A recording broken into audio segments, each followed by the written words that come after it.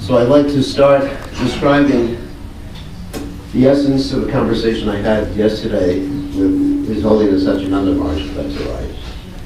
And we were actually discussing the method of attaining Krishna Prem, realizing one's relationship with Krishna, and the spiritual world, one civil day, and all those other things that we're all aspiring for.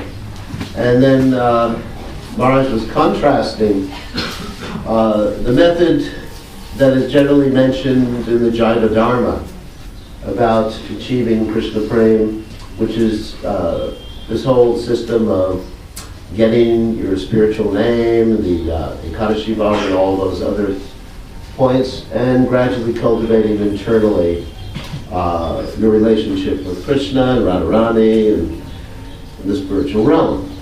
So we were contrasting that with the method prescribed by Srila Bhakti Siddhanta Saraswati Thakur, and of course Srila Bhakti Siddhanta Saraswati Thakur's primary follower, His Divine Grace A.C. Bhaktivedanta Swami Srila Prabhupada, whose disappearance day we're commemorating today. And Srila Prabhupada presented us in the mood, as we can see, that he is the one who understood the mood of his spiritual master, Bhaktisiddhanta Saraswati Thakur, to a greater extent than anyone else. So Srila Prabhupada presented us the mood of achieving one's spiritual perfection. And I'd like to read one particular sloka of a poem that Srila Prabhupada wrote, and I actually read the whole poem 2 years ago during Prabhupada's disappearance celebration here. So this shloka, or part of the poem, illustrates Prabhupada's understanding of Bhaktisiddhanta Saraswati Thakur's teaching. It says, chant the Hare Krishna mantra loudly. By performance of such Sankirtan, there will come remembrance automatically. Then Nirjan Bhajan. Nirjan Bhajan, of course, means without any other persons being absorbed in your internal relationship with Krishna. Then Nirjan Bhajan will be spontaneously manifested in your heart. In other words, by taking up this mission given to us by Srila Prabhupada, and also having good sadhana, this also has to be there, then everything becomes revealed to one automatically without separate endeavor. And that is the mood of Srila Bhaktisiddhanta Saraswati Thakur's teaching. And we were also talking about why Srila Prabhupada emphasized the installation of Gaurnitai deities rather than Gaur Gadadhar deities, which primarily in the Gaudiya Math they install Gaur Gadadhar deities. And we have Gaurnitai everywhere. And so that was Srila Prabhupada's understanding that by the mercy of Lord Nityananda, who went out preaching Krishna consciousness, of course, with Haridas Thakur, to all the Jadais and Madhais and converted them to pure devotees, we needed Lord Nityananda's mercy. Heno Nitai Vinay Bhai Radha Krishna Poite Nai. Without Lord Nityananda's mercy, you cannot approach Radha and Krishna. So Srila Prabhupada was very unique in that. So even his installation, or his emphasis on installation of Gaurnitai deities, indicated his understanding of Srila Bhaktisiddhanta Saraswati Thakur's mission and desire. Of course, there's many other examples of that. So as followers of Srila Prabhupada, it is our duty to pay back this debt that Srila Prabhupada, or pay back this great benediction that Srila Prabhupada has given us, this easy method of realizing our spiritual identity in one lifetime. Generally, we hear that it takes many, many lifetimes to become Krishna conscious, Bhavanam, Janmanamante, etc. But Srila Prabhupada has given us this method of preaching Krishna consciousness. Of course, this is the mood of Vaisheshika Prabhu, who is our Sankirtan Acharya, book distribution Acharya for the Krishna consciousness movement. And I'd like to read a few quotes that I noted down where Srila Prabhupada talks about paying back the debt to the spiritual master for what Srila Prabhupada has given us, this wonderful path of realizing our spiritual identity. So in the Srimad Bhagavatam, the 4th canto, Prabhupada comments, a joker's activities simply arouse laughter, and a person who tries to repay the spiritual master or teacher of the transcendental message of Krishna becomes a laughing stock, just like a joker, because it is not possible to repay such a debt. The best friend and benefactor of all people is one who awakens humanity to its original Krishna consciousness. So there's that emphasis again on bringing Krishna consciousness to others and getting Srila Prabhupada's mercy and paying back or attempting to pay back the debt that we owe to Srila Prabhupada. Another quote. This indeed is the duty of all true disciples. And in fact, we are all disciples of Srila Prabhupada. We may be initiated by different spiritual masters, but in essence, Srila Prabhupada is our preeminent acharya, example, person who we wish to please. To repay the debt to the spiritual master by offering him with pure hearts their very wealth and very lives. Another quote. In a letter Srila Prabhupada wrote in 1976 to Paris, actually you are correct. It is not possible for the disciple to repay the debt to the spiritual master. Therefore, the disciple remains eternally indebted to the spiritual master and continually works in such a way that the spiritual master may become pleased with him for such sincere services rendered. And the final quote, which is a letter to the residents of New Dwarka, Bombay, and written from Bombay on the 14th of August, 1976. If you would all feel indebted to me, then you should preach vigorously like me. That is the proper way to repay me. Of course, no one can repay the debt to the spiritual master, but the spiritual master is very much pleased by such an attitude by the disciple. In the Bhagavad Gita it is said, Yavasayatmika buddhya ekeha kurunandana. That's, of course, 241 in the Gita. Those who are on this path are resolute in purpose and their aim is one. Our only business is to be fixed in devotional service by pleasing the spiritual master. So here's all this emphasis on preaching Krishna consciousness and spreading Krishna consciousness. The final point I wanted to make is that we should spread Krishna consciousness in the same mood that Srila Prabhupada spread one of empathy or compassion for the conditioned souls. So it's not simply an external activity, it's an activity of having compassion, and not only compassion for the conditioned souls, but compassion and empathy for each other. One thing that we should avoid, which is threatening to our Krishna consciousness movement, is that we tend to pass judgment on each other too quickly. Many devotees have either left the movement or been pushed away from the movement because we develop a designation or a label on these devotees. This devotee is a deviant or foolish or whatever. Prabhupada, he never did this. He noted the faults of the person, but he didn't hate the sinner. Just like in Christianity, you have this statement by Jesus Christ. Hate the sin, not the sinner. So this was Prabhupada's mood. Even if someone committed an abominable activity, he was ready to welcome him back. It was like his lost son. If someone came back to Srila Prabhupada, his lost son or his lost daughter, Srila Prabhupada would not reject people, would not give them a label and just like wholesale reject them. So we should treat our fellow ISKCON members like this to please Srila Prabhupada. Of course, Srila Prabhupada said, our movement expands by these loving exchanges, Dadati Prajapanati Guyam Akyati Prichati, so we must learn to have love for each other. And love for all the conditioned souls too, and that's the preaching mood that Srila Prabhupada gave us, and in this way we can actually repay the debt, or attempt to repay the debt. We can't actually repay it. Attempt to repay the debt that we have to His divine grace. In C. Bhaktivedanta Swami Srila Prabhupada. Srila Prabhupada ki jai.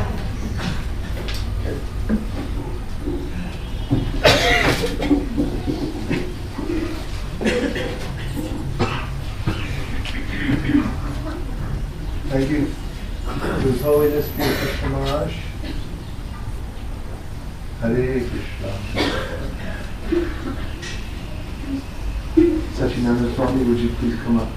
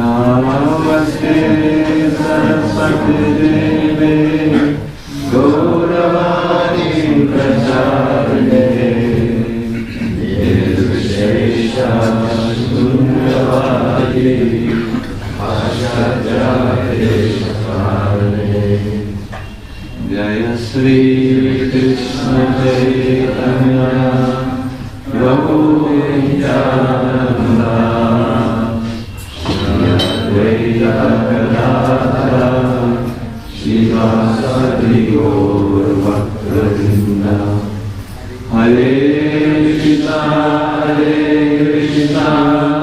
Krishna Krishna Hare Hare Hare Rama Hare Rama Rama Rama Hare Hare Namaste Girirajaya Namaste Girirajaya Shri Govardhana Namine Shri Govardhana Namine Shri Shaklesha Nashaya Shakleshanashaya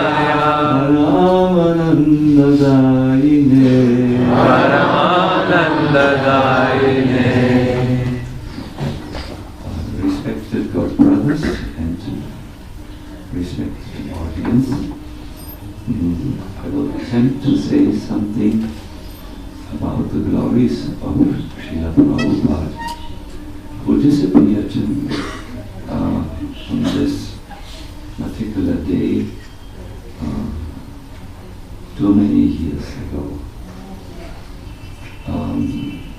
Speaking about a transcendentalist like Srila Prabhupada is not easy because his qualities are very high, like a mountain. A mountain is large in two ways. It's very high and it is also very deep. Deep in the sense of all these rock formations which are not visible to the eyes, but which are the foundation of what is visible to the eyes. As we stand before the mountain-like personality of Srila Prabhupada, there are things which are visible to us and things which we may understand slowly as we become more close to him, the great things, or things which are in his heart. When speaking about a mountain, different personalities will talk about different things which they see from their respective positions. Therefore, a day like this one is extremely welcome and necessary, because we will hear different Vaishnavas highlighting what they perceive in Srila Prabhupada, and share this with us as their attempt to glorify this mountain-like personality. You will find this in our movement, that all of Prabhupada's disciples, when they speak about Srila Prabhupada, talk about different qualities of Srila Prabhupada. One will emphasize maybe his strictness, another will emphasize his mercy, one will emphasize his adherence to the Vedic principles and culture, another will say how he was expanding on the principles.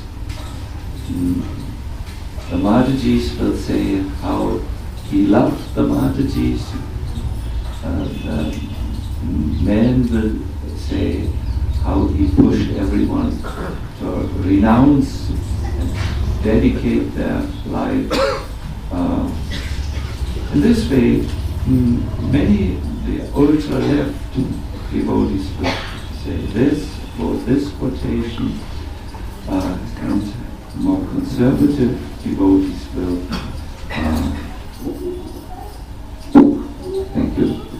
bring out another aspect. It's all aspects of the same mountain-like personality which different individuals see and which stroke them as something wonderful. And it is good that there are so many realizations of the same mountain-like personality, because he may be all of those and much more. There's a saying, never hesitate to go all the way, because the truth lies beyond it anyways. Today I would like to talk on Srila Prabhupada's mountain-like personality with a deep sense of gratitude. I would like to talk about Srila Prabhupada's relationship to the holy name. There is a reason why I like to talk about this, because I feel that this is maybe his greatest gift into my own very insignificant life. I will only be able to highlight this mountain-like quality, and I'm looking forward to hear many others. When Srila Prabhupada came to Germany, it was our effort to bring him different personalities of the German scene, or German world. We would have liked to bring the president and the chancellor, but they said, sorry, we are busy. But we got a very interesting array of people together, so that hoping that Prabhupada would come back very soon. So one of those was Pater Emanuel von Junklausen, the founder of a very specific Benedictine order, which is the only Benedictine order which was allowed by the Pope to introduce something new into Western Christianity, that is the Orthodox prayer as it is done in Russia and the other parts. they could worship in a different way from the rest of all of Europe. Due to this Pater Emanuel von Munchausen insisted to get this, to pull out this permission out of the nose of the Pope, really like this. So when Prabhupada met him, he was very kind towards him, and Pater Emanuel von Munchausen frequently took the chance to bow down to him, recognizing his spiritual, specific or mountain-like qualities. And in one of the exchanges, Srila Prabhupada said something to him which very much emphasizes Prabhupada's emphasis on chanting the holy name as his main means, his main upaya to reach Krishna consciousness. He said, "I have not come to teach you philosophy." At other times he said, we can talk philosophy like anything. He had published 70 books. But here he said to this person, "I have not come to teach you philosophy. I have simply come to request you to chant the holy name, purify your heart, and realize your constitutional position." The word constitutional position refers to who we really are in our eternal relationship to Radha and Krishna. I've simply come that you chant the holy name. In the Chaitanya Charitamrita, Prabhupada repeated this stance. He said, all the instructions of the spiritual master, the instruction to chant 16 offenseless rounds is the most important one. Srila Prabhupada gave also by his own life. He did not just talk about this emphasis on the holy name as the main means to become Krishna conscious, but he gave an example in all of his life, which I feel, please forgive me, I'm not a native English speaker, but this example breathed through all his pores. I do not know if this makes sense in the English language. It means it emanates from each part of his being. There is one documentary, one book, which describes Prabhupada's life before he founded the International Society for Krishna Consciousness. And there's one very sweet exchange, which I think you will like because it's so endearing. One, Vrajvasi describes how he went by the Yamuna in the early days, and he saw Srila Prabhupada alone at the banks of the Yamuna. He had, it was after his sannyas initiation, he had rammed his danda into the sand, or poked it into the sand, and he danced with a pair of candles around it, chanting the Hare Krishna mantra. So this Vrajvasi was shocked. He said, "Oh, Swami, you are attending so nicely." I said, "Yes, we are enjoying right at the bank of the Yamuna by chanting the holy name." It's a very endearing little vignette of Prabhupada's very, let us say, natural or spontaneous relationship to chanting. It is Giriraj Maharaj talks about something which happened not at the beginning or even before the beginning of Prabhupada's teaching. Last night he talked about something which happened at the end. Srila Prabhupada was in a weakened condition, and he had insisted to be brought to his quarters in the Juhu beach, in the towers, although they were still unfinished. And on one Sunday, Mr.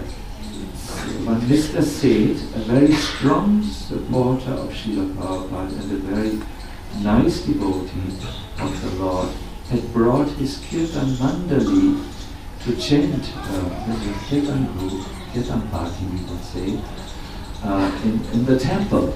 And they used to chant from 8 o'clock in the morning to 8 o'clock in the evening each Sunday.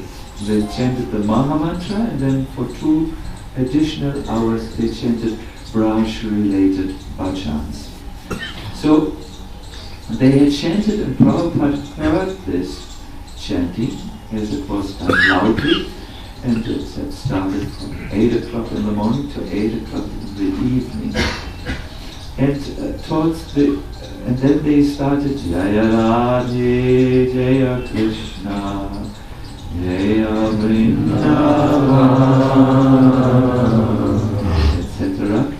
And I honestly must say I forgot who, but someone suggested, why don't you come to Srila Prabhupada? So they went through the courtyard, and someone had, on Prabhupada's request, helped him to get up and move to the balcony. Prabhupada appeared on the balcony, and the Kirtan singers were, of course, extremely enthused to see Srila Prabhupada, whom they worshipped also, and they exploded like Jai, like it's the same like we when we saw Srila Prabhupada entering into the pathway of our eyes. We were very jubilantly greeted him. And Prabhupada had tears in his eyes. He was visibly moved by the kirtan and by the singing of the bhajans. And he could not speak much. He was really weakened. It was just before it was within his ansa-lila, you could say. But later he said to Giriraj Maharaj, we should do this. All our devotees should just chant from morning till evening. Giriraj looked at Prabhupada, if that was a serious instruction or if it was a passing comment, but Prabhupada looked at him and did not say anything else. We should do this. Chant from morning till evening. He said like this. Then Giriraj Maharaj, contrasting this instruction with all the other instructions which Prabhupada had given, one of them is to preach and distribute books and enlist life members and spread Krishna consciousness profusely. We have heard some very good quotations from His Holiness Sri Krishna Maharaj. So he contrasted them. Prabhupada, that would not be practical. I mean, the devotees have to go out into the city and preach. And Prabhupada then said, okay, at least at Sunday. And then Giriraj Maharaj said that this is very easily possible. And for a good amount of time, this was regularly kept. And Giriraj Maharaj told me how he as a temple president looked forward for this Sunday, because he had to deal with so many problems from the Western devotees who were suffering culture shock in India. But he knew on Monday everything would be all right because they had chanted all day and had purified their consciousness and realized something, yes, about being a servant of Krishna. Prabhupada has very much highlighted this chanting And he himself had great enthusiasm for this practice. And I was personally, didn't have so much association with Srila Prabhupada like many of my fortunate godbrothers who were born in the land of America. Prabhupada spent much time on the Western. But I had a few jewels, and one I would like to highlight because it is not something so mountain, so visible, something so high, but it's something very deep. It goes very deep down in his heart.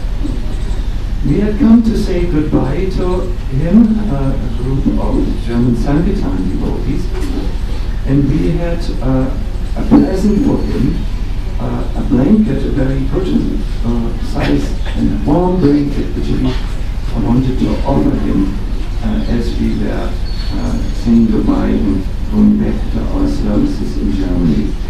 So we asked the servant if he could see Srila Prabhupada, and he said, just go up the stairs. It was in Fontenay-aux-Roses, French place, and give it to Prabhupada. And we said yes, yes, and he walked up and we knocked at the door, there was no answer. Then we peeked in the door and there was no Prabhupada inside. So we went back to the servant and said, Prabhupada is not in this room, he's somewhere else. The servant said, it can't be, it cannot be. I was here at the foot of the staircase, which you go. If Prabhupada would have gone, which he doesn't do, he informs me, and I go with him or someone goes with him. But if he would have gone alone, I would have noticed. Look in the room, you are blind. So we went up again before his door. And we had to now choose someone amongst us who would dare to open the door without an invitation the second time. And I was the youngest and I was known to be the boldest. And so I was chosen. I knocked in increasing volume, louder, no answer. Then I put my foot in my mouth and opened the door to go inside. And again there was no one in the room. Can't be. So I went down and looked under the bed. We were young and foolish. No problem. Then, remembering my early training in street fighting, there's one favorite hiding place that's in the shade of the door. Someone doesn't want to be seen. So, turning around, I saw Prabhupada in the shade of the door. Do you know what is the shade of the door? Is it an English word?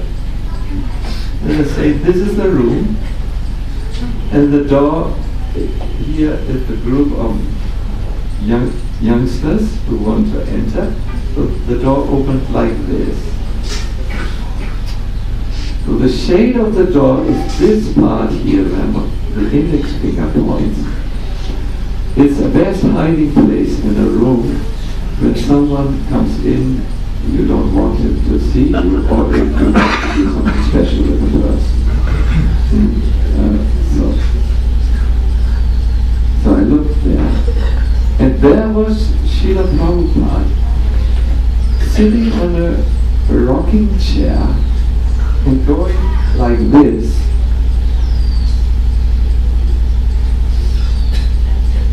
Which sometimes we see Japachentas do. And being so entirely absorbed in the chanting that he didn't notice anyone. He didn't hear the banging on the door. He was just there. there were tears trickling down, and he was just, so we felt very foolish to intrude.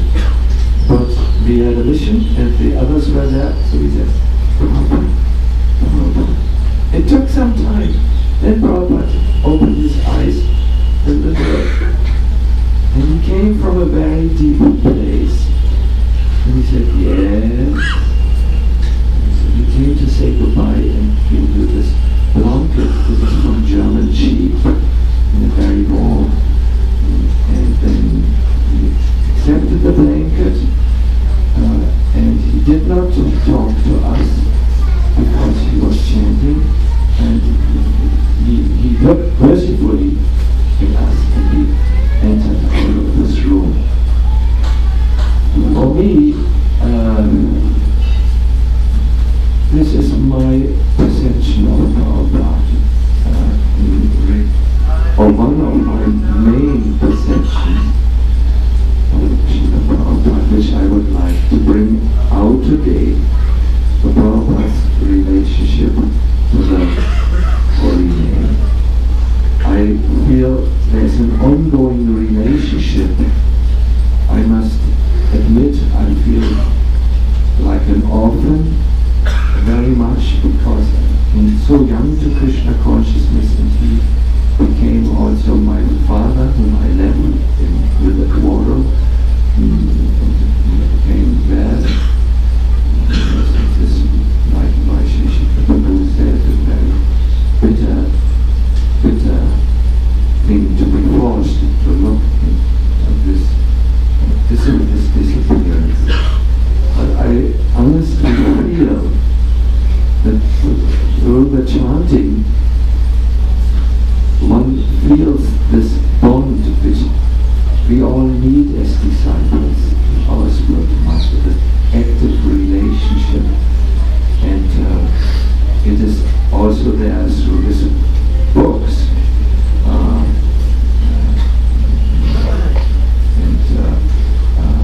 But this is what I wanted to say, this quality of him teaching by precept and example.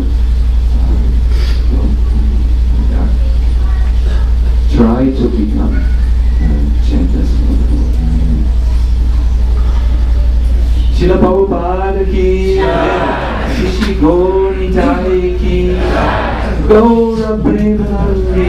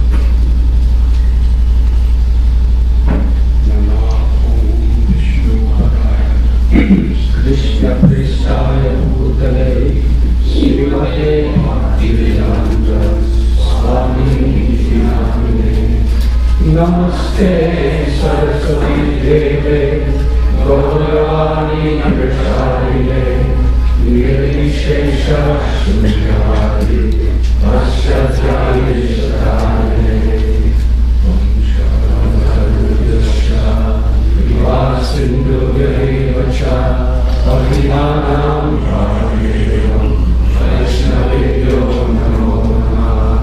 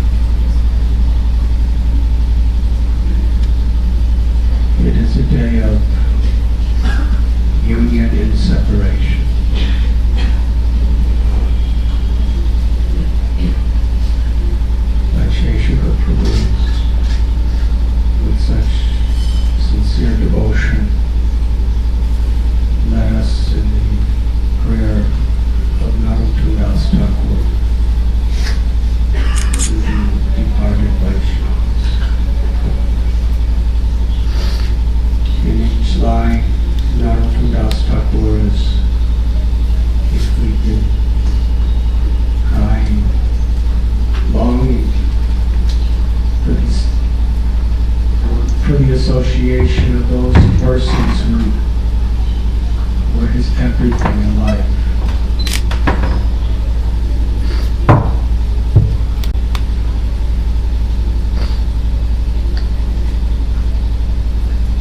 In that separation, we can realize within the innermost core of our hearts the presence of Krishna and those divine beings who have brought us to Krishna.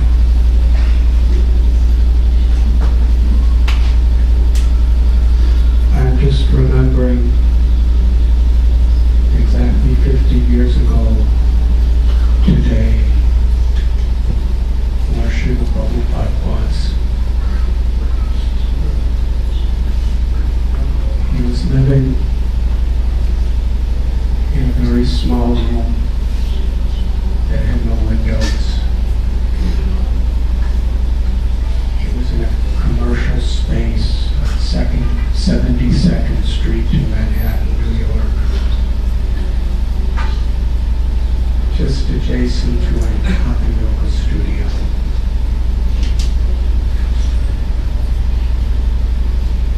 In that windowless room, he spent most of his day typing his purports and translations of Srimad Bhagavatam. In order to have prasad, he would walk down 5 flights of steps, walk 7 blocks to Dr. Ramamurti Mishra's apartment and use his kitchen to cook.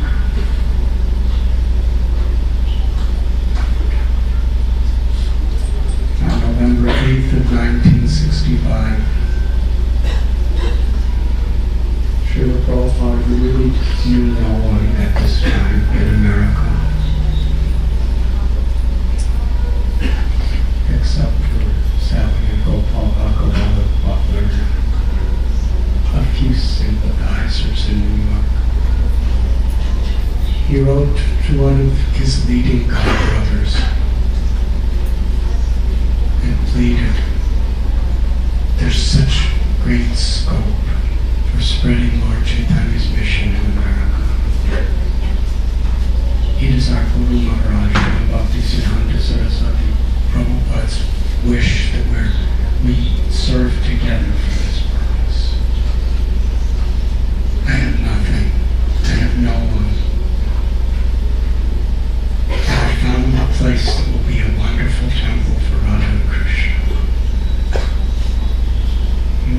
asking for a little funding and some brahmacharis or anyone to help. And he ended his letter by saying, my visa expires in just about a week. And if you're able to help, I'm willing to stay back and be your representative here in the Dark City. Otherwise, perhaps I will return to India.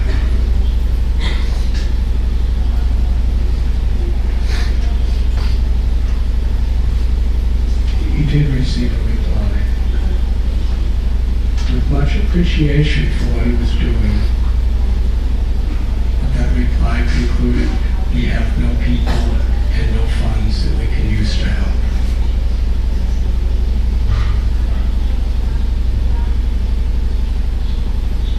Srila Prabhupada really did struggle alone.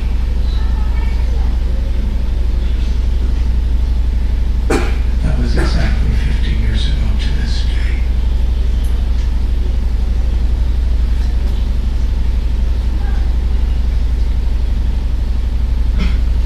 But he would sometimes tell us that he was never alone. He was always in the presence of his Guru Maharaj, Srila Bhaktisiddhanta Saraswati Thakur, who had left the world about 30 years before.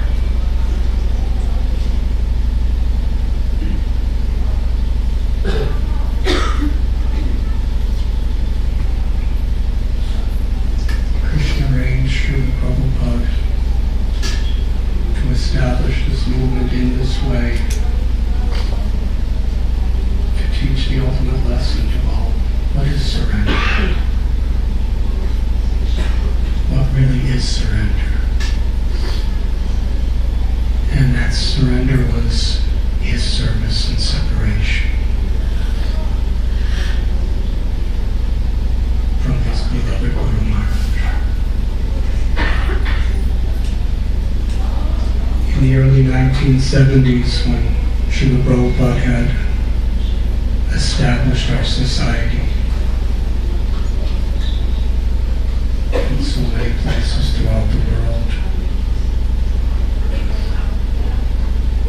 he was in Los Angeles. He was giving a lecture on Srila Bhaktisiddhanta Saraswati Thakur Prabhupada's disappearance day. He spoke something of the life of Bhaktisiddhanta Saraswati Prabhupada.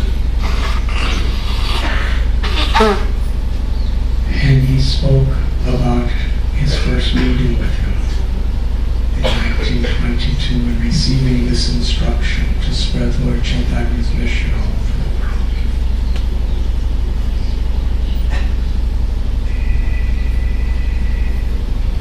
It was such a beautiful experience to hear that little cassette tape over and over and over again of Srila Prabhupada with such emotion speaking on his Guru Maharaj's disappearance. And at the end of that lecture, he became so emotional. You could hear him crying.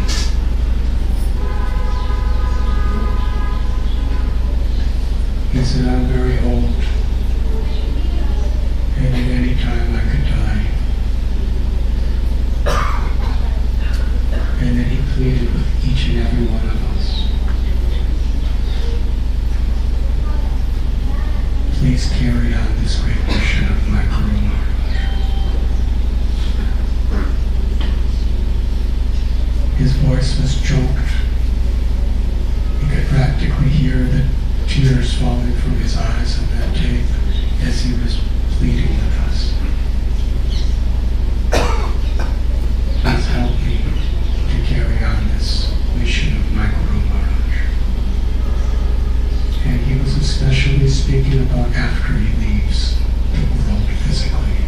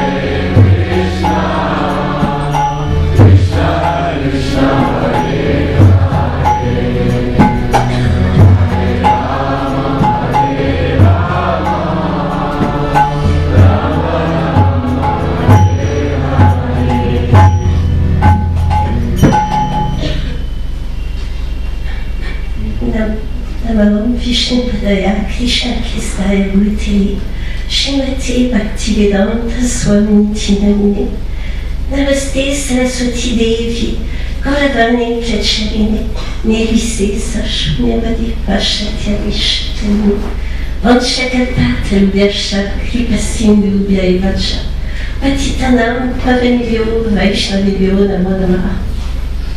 You reason would tell that Vaishnav died when he was still living in sound. Vaishnav died to live, and while living tried to spread the holy name around. So, yes, the disappearance step is actually separation in a union. And during this wonderful yatra, we met Srila Prabhupada so many times. First, it was actually in Radhakund. We went to Bhaktivinod's house with Yuvati Sundari Devidasi, and an old man received us.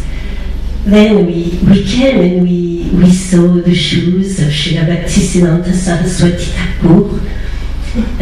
We saw also the place of Bhaktivinod, and we wanted to sing a song, Vibhavali Sesha. We started. Then one Vaishnav came and said, no music here, and he asked our names. We told him, and he said, who gave you this name?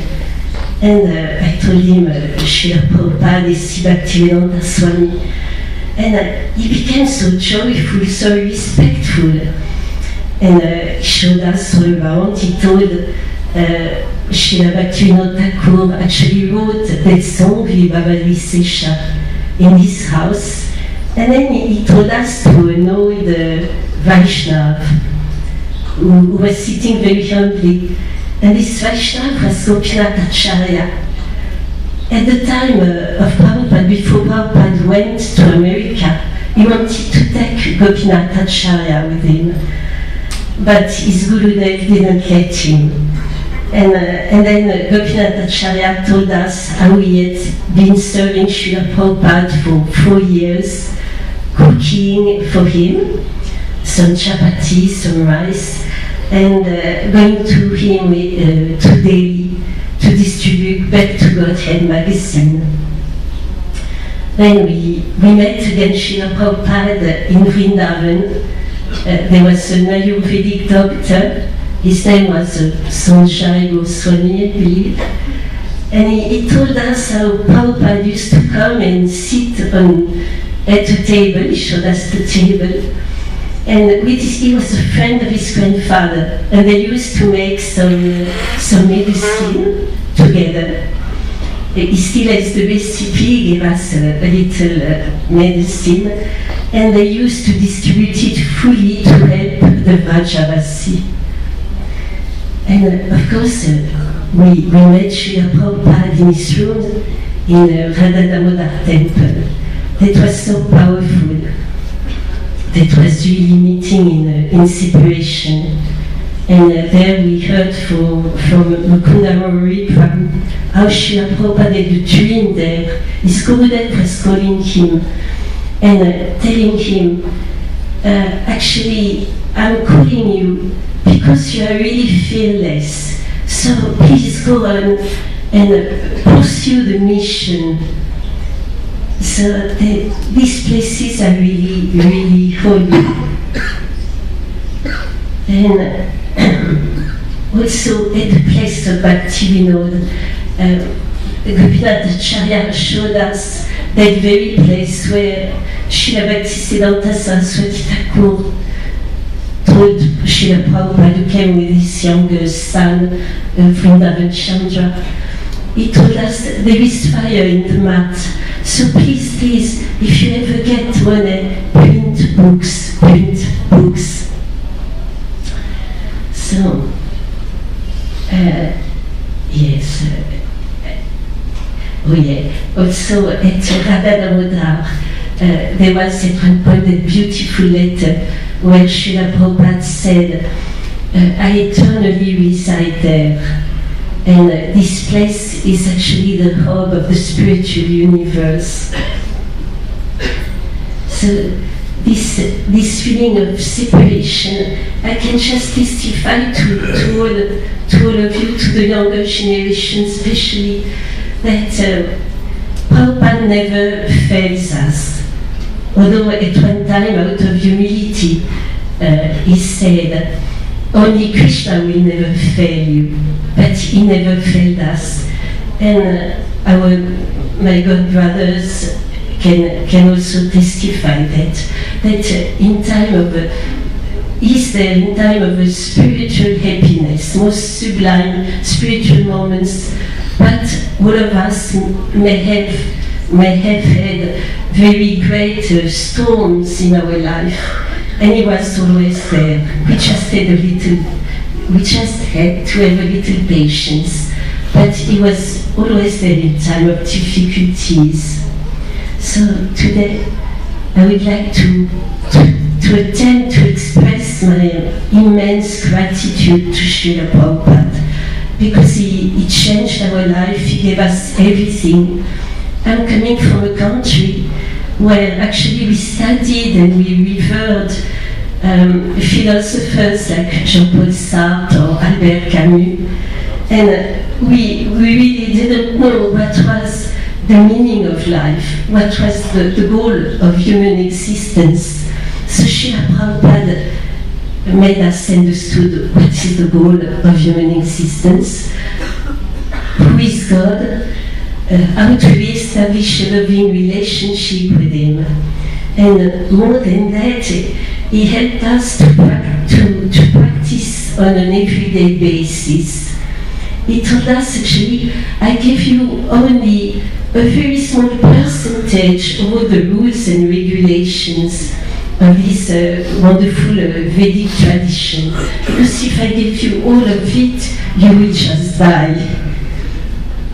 So he was very, very merciful.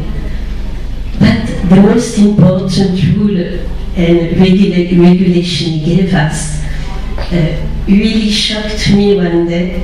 I remember I received a letter and I read it in the corridor at Bhaktivedanta Manor.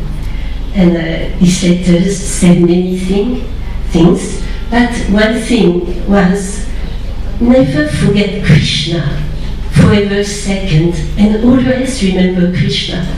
And I was about a little over 20 years old, and I was so shocked. I thought Srila Prabhupada wants us to become saints.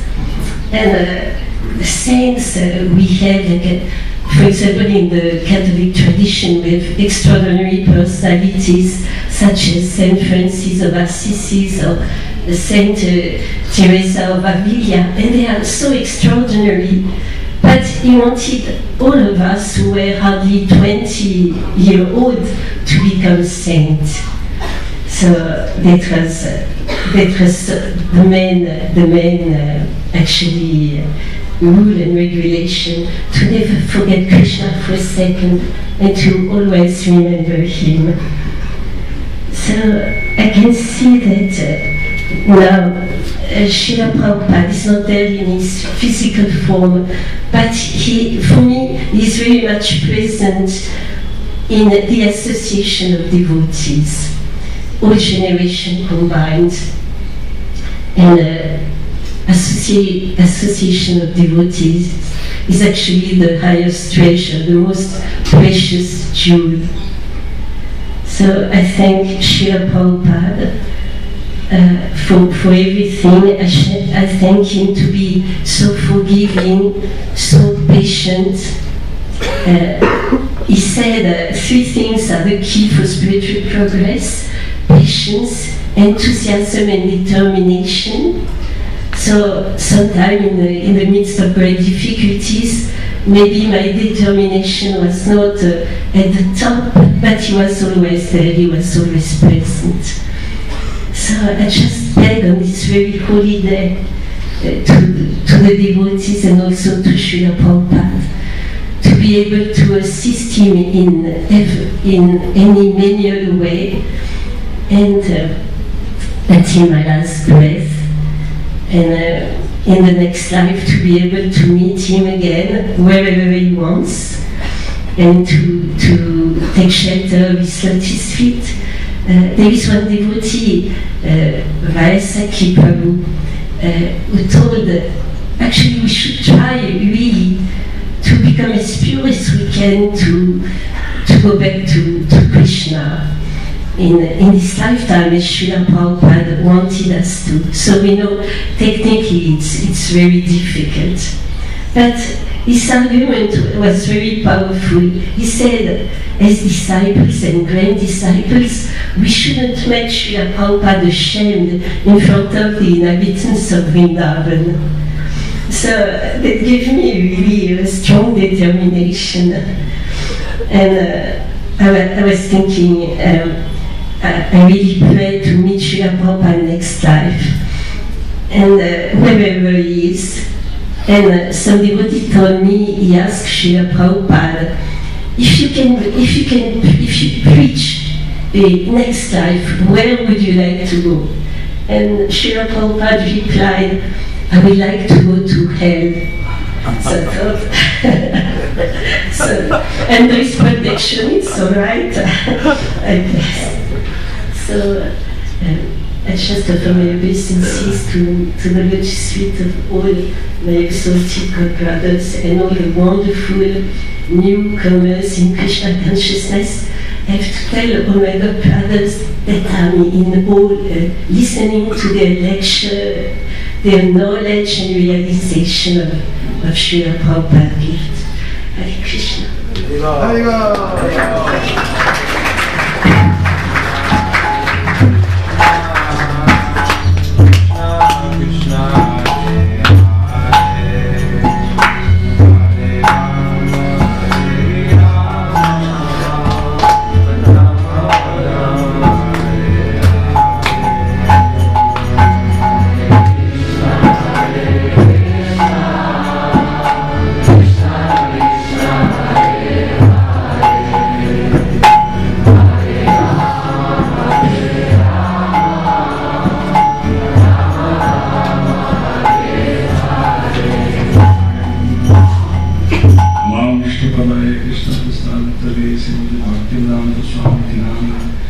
Namaste Saraswati Devi Gaurvani Pracharane Vishesha Sunnamanamaskar. Thank you, Prabhu, for inviting me to speak. I wanted to avoid it, to be honest, because I feel sincere shame when I hear my esteemed brother speaking, and I feel that I'm not ready to say anything significant. I find myself in a position where my Brahminical tendencies are combined with a very Sudric tendencies. And as such, I tend to commit constant mistakes in my relationship with Srila Prabhupada. When we started, when I met Krishna consciousness, originally I met it in Israel. And my first impression, my first strong impression about Srila Prabhupada was hearing him.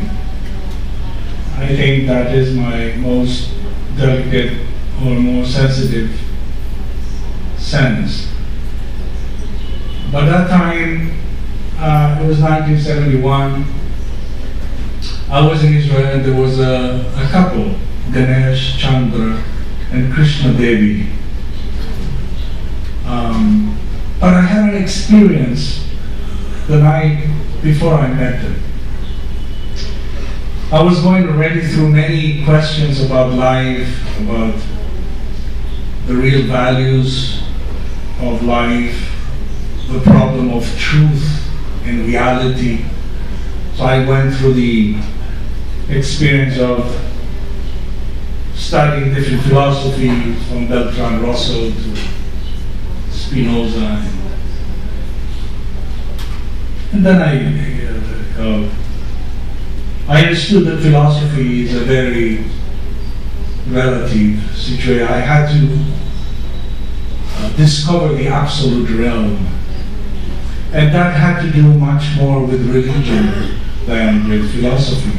My grandfather was a rabbi, so I started asking questions. And he did answer some of the questions, but still, I was attracted spontaneously to India. So Herman has also helped me taste a little bit of that Indian rasa. But I had an experience in the University of Tel Aviv where I was with a friend of mine, a childhood friend, and somebody knocked the door and he said that he was from Argentina, he was coming from India and he was going to Argentina, back to Argentina. He was going from India to Argentina. And yes, you please come. But he was very strange. He was had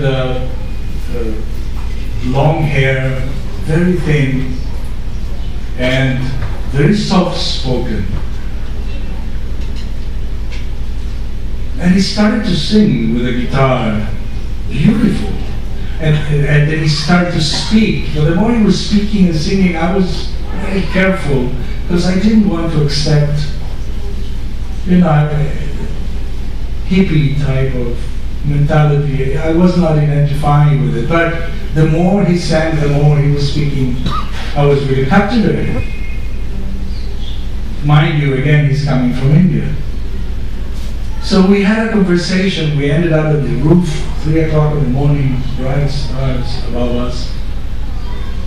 And he brought me to the question, so what is reality? What is truth?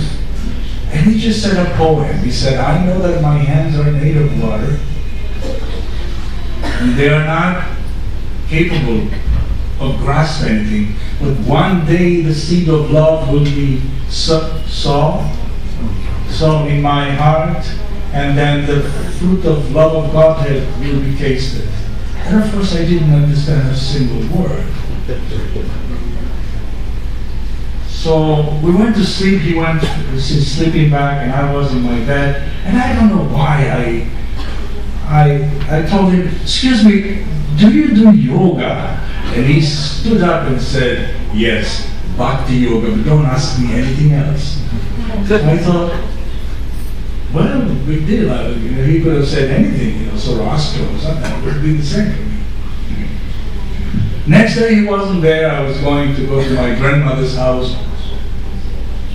And I remember Sabbath, there is no buses, so I had to go and get a taxi. So I walked, find a taxi, and I saw a booth with some magazines, and it says, one of the magazines, the Hare Krishna in Israel.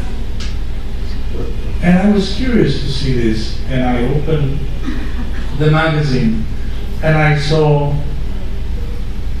Bhakti Yoga, and I went, what?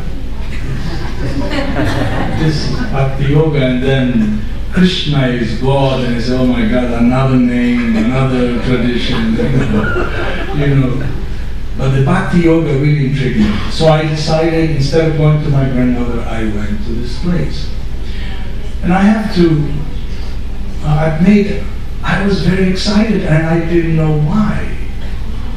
It didn't have any rational explanation. Why am I so excited about it? In fact, the taxi stood in a place, and the house was like 100 meters, and I ran as if I was going to meet something extraordinary. I knocked the door, and the door was open, and here I find Dinesh Chandra saying, Hare Krishna, and I go, yes, hello. And he tells me, please come in, and I sit down. And then I was looking for a chair, there were no chairs. I said, well, strange people. And then he got a bowl of fruits. And I was waiting for the spoon, and the spoon never came. And then I started to eat with my hand, but everything was very strange. The pictures, there's a bluish, beautiful character hanging on the wall and a painting, and I said, who is this? He said, oh, that is Krishna, and Krishna is? He said, Krishna is God. So that's where I stopped eating, and I said, are you serious? Are you saying that everybody is looking for God in heaven and earth and around the planet, everywhere, fighting to having God, and you have him hanging in your wall? Still, I was quite open because I wanted to know. He went and said, please come and see the altar. And when I saw Panchatattva, I said, I don't understand anything. He gave obeisance and says, I'm not going to do this. And then, but he started to speak.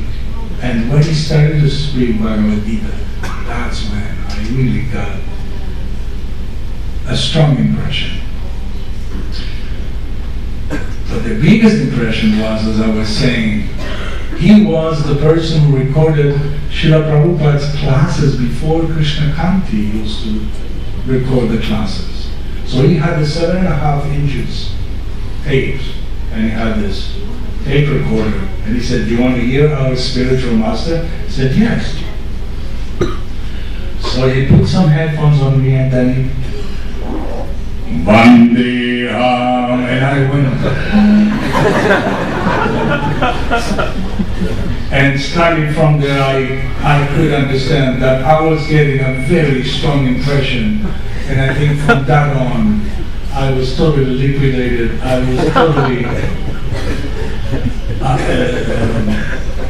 caught by this sound. And then I took my first book. I remember they invited me for next time. And next time was, curiously enough, it was Guru Purnima. And they made up Krishna Devi, who was the wife of Dinesh Chandra. She was the first one to do the cookbook. Remember the rectangular cookbook? And then she made like 35, 40 preparations. And she had so many guests. Not really. I was the only guest. So that means that I had the chance to eat practically every preparation, and that sealed the deal. That was the finish of my, the Bhakti Lata was totally sewn in my heart. And you can imagine in 1973, when I was initiated in Los Angeles, I was so excited that I'm going to see this person that because between that time and 1973, some of us used to go to the park and chant Hare Krishna in Venezuela. Finally, 1973, I'm going to get initiated, and then next day we're going to the park. And I really wanted to speak to Srila Prabhupada. I needed to speak to him, to say anything. But of course, as I was saying, my Sudra nature always is to bother people. And I did it again. At one point, it was impossible to, you cannot say anything, you cannot speak, because the devotees, God brothers are there, elders, you're not supposed to, but I couldn't avoid it. And I said, Srila Prabhupada? And Prabhupada said, yes. And I go, oh, he's going to speak to me. I said, Srila Prabhupada, when are you coming to Venezuela? I was very nervous. I didn't know what to say. And then I just wanted him to see me, and I wanted to see him. I really started to love Prabhupada from the very beginning.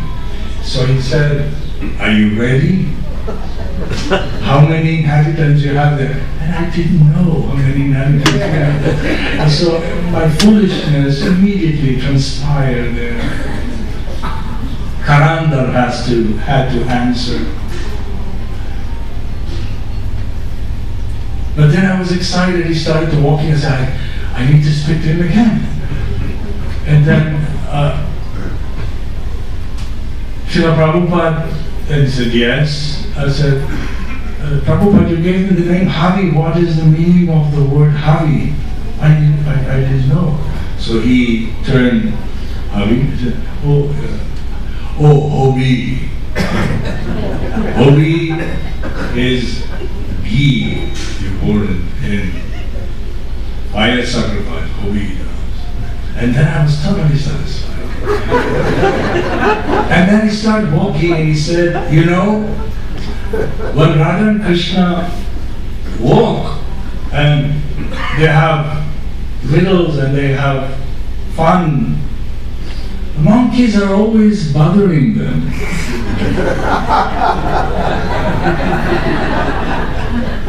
At that point I thought, Srila Prabhupada told me my swarup.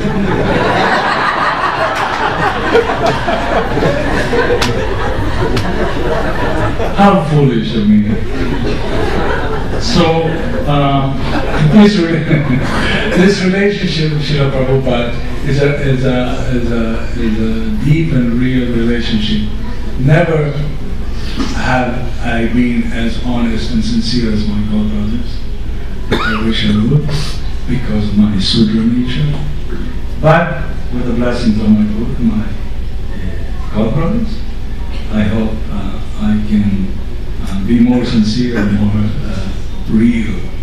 As Vaisheshika Prabhu can be. I don't know anybody as real as Vaisheshika Prabhu. Thank you very much. Hare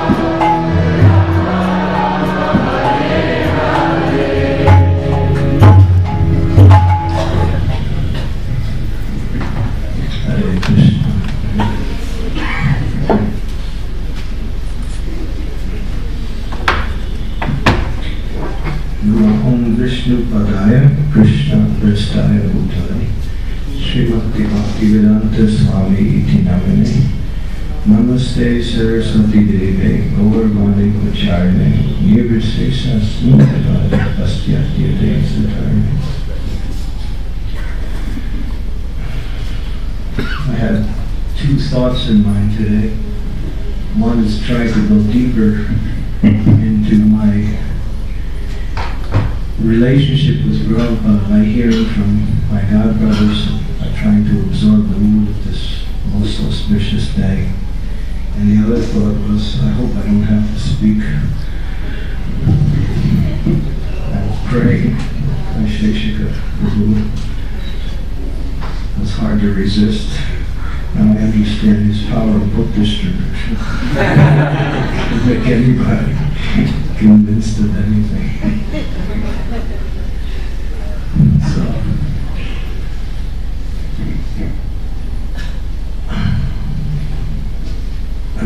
So many ways to think about Srila Prabhupada and what he gave to us and who he is. Of course, we'll never really understand fully who he actually is, but we know that he is Gaura Shakti Sarupaya. He's carrying the full potency of Chaitanya Mahaprabhu. And what is that potency? To bring Laluka to the entire world through the process of Harinam Sankirtan and through pure devotional service. How fortunate, I was just thinking this morning how fortunate I was. I guess how fortunate we all were to come in contact with Srila Prabhupada. Many persons have come in contact with Prabhupada either by seeing him or even meeting him. But somehow or other, due to whatever karmic influence or a lack of good fortune that didn't arise at that time, they somehow or other continue their material life. So I was just thinking how fortunate us who had the opportunity to hear Srila Prabhupada, see his personal form, and of course read his books. And I was just trying to go deeper into understanding that fortune. And then I was thinking that good fortune is that he gave us something that is priceless, that is not available anywhere else, and that is eternal life and devotional service with the Supreme Personality of Godhead. And that, in that sense, means that he broke our train of going to hell. In other words, going into this material world and trying to find something, happiness, satisfaction, success, some kind of position in this world that we could find. Prabhupada just completely, with his purity and with his power of transcendental knowledge, just destroyed all that. He completely showed us the futility of material life and the glory of devotional service by his example, by his words, and by how he invested that same power in others who are also teaching us, our godbrothers and other devotees. And on this day I was just trying to think, let me try to understand my good fortune. And maybe if I can understand my good fortune more, I can be able to reciprocate what he gave me. And that's been my anxiety in devotional service, how to somehow or other make Prabhupada happy by what I can offer him. I'm not so qualified and I don't have much transcendental knowledge, but I do have a lot of faith in Prabhupada in the process of pure devotional service. And to the best of my ability, I'm trying to think, I can't do really much, but let me somehow or other be an instrument for your mercy for others. I was just hearing Vajrayana Maharaj speaks on this same topic and how he was saying that Prabhupada said so many things to us. But one thing he emphasized was, I have given you this process of your devotional service. I have given you the opportunity for worship of the Supreme. I have given you Krishna. Please, if you only do one thing in life, give that same thing that I gave you to others. And I guess that's the gift that we can offer to Srila Prabhupada, to take what he gave us. What did he give us? He gave us transcendental knowledge that we are not this body, that this material world is simply a place of suffering, and it's not meant for any type of success. We're simply here due to our wrong consciousness. And now come back to Krishna in devotional service and be an instrument to somehow or other bring others. In my Vyasa Puja offering, not this year, but in the year before, I was trying to reflect on all the gifts that Srila Prabhupada has given us. And the thing that really was outstanding in my mind was the chanting of the holy names of the Lord.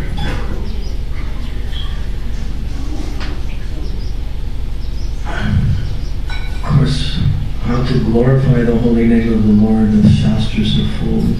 The sadhus speak so much glorification of the holy name. And we experience the happiness of chanting the holy names of the Lord.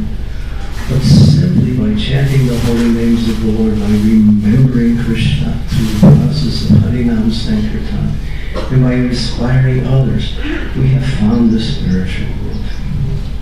In this material world, we have somehow or other closed the doors. As Sachimanandana Maharaj was so nicely explaining how Prabhupada was, so many things were going around.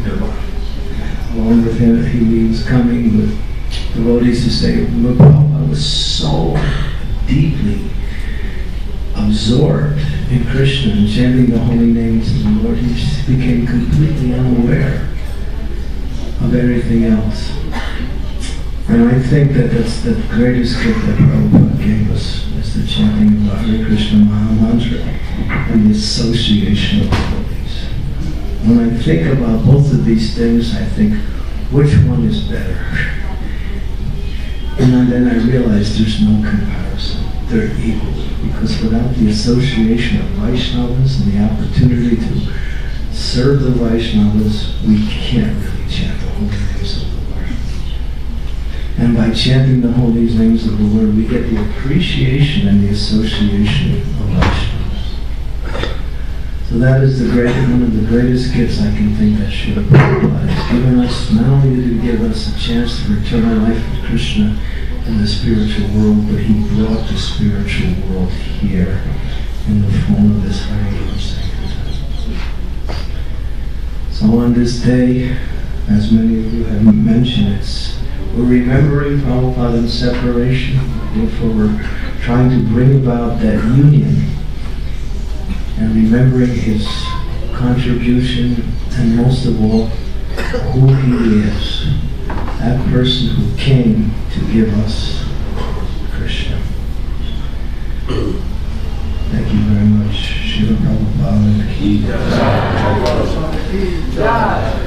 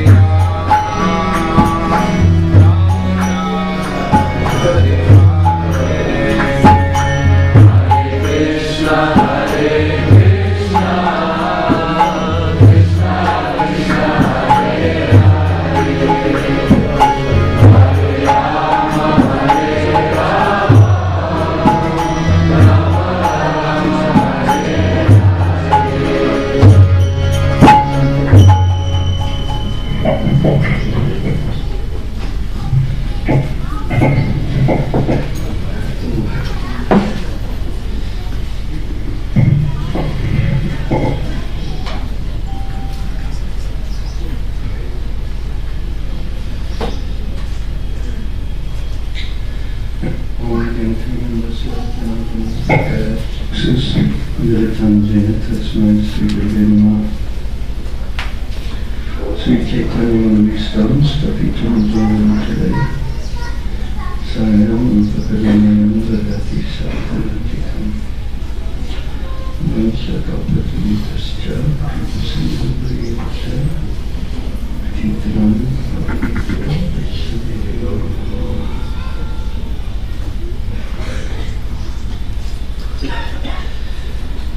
As others of my esteemed godbrothers have said, this is at best a bittersweet day, but I found it a very difficult day for a specific reason.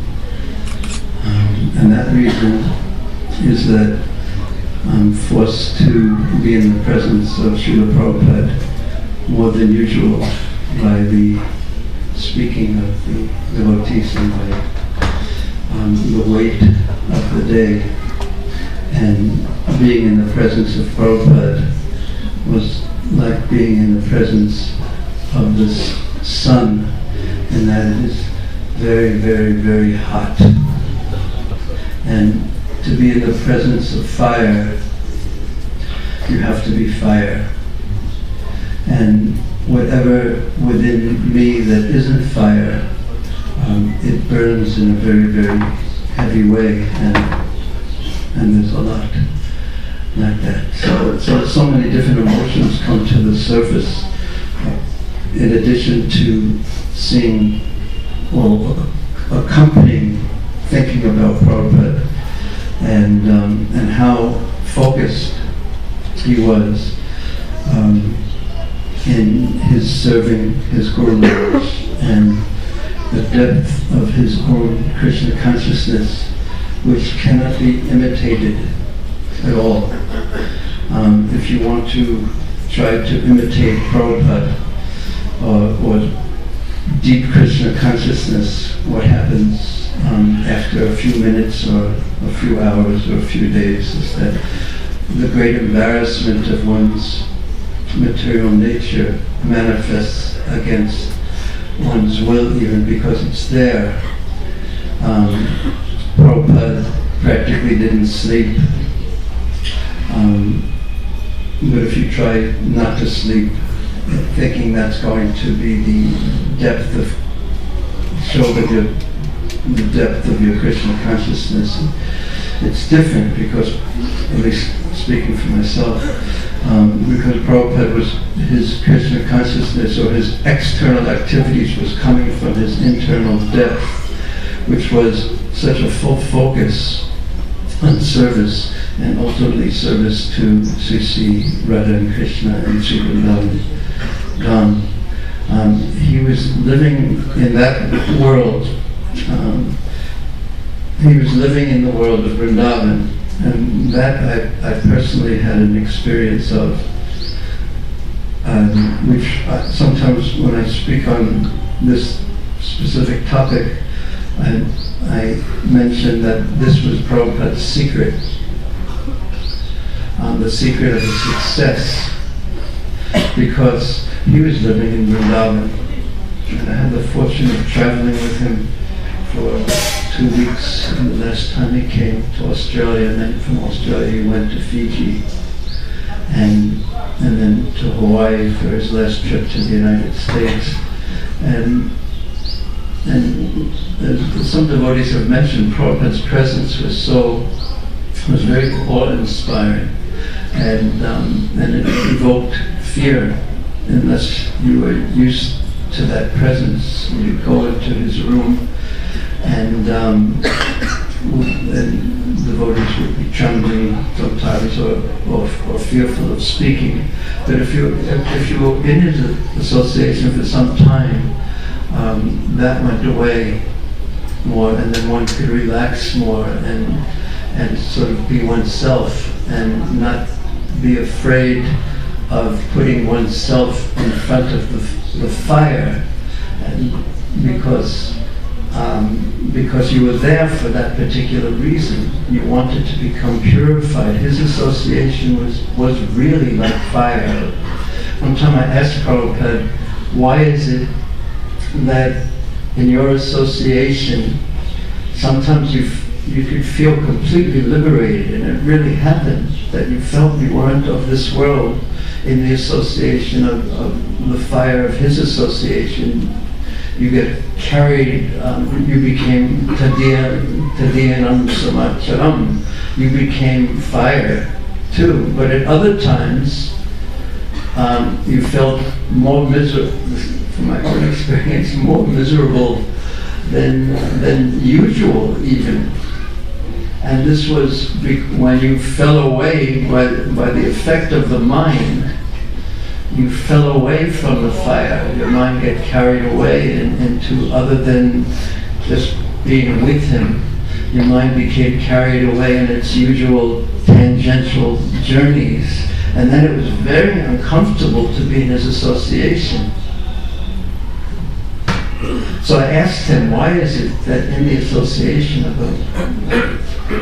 I don't remember how I probably said it a little indirectly, of a pure devotee, well, I didn't say in your association, how is it sometimes you feel completely liberated and at other times completely under the modes of material nature? And his answer was very simple, but in its simplicity there was such depth. And his answer was that the intoxication of Maya is very strong. And that was his answer. And Maya comes in so many forms, but it has, that is what I'm saying now. He just said that. The intoxication of Maya is very strong. That one in any situation, whether one is in Vrindavan or chanting one's rounds or chanting Gayatri Mantra or in the association of Prabhupada or in the association of Chaitanya Mahaprabhu himself, one could adopt a different mood other than the mood of being close to the fire, which means close to the fire means the basis of that is a serving mood.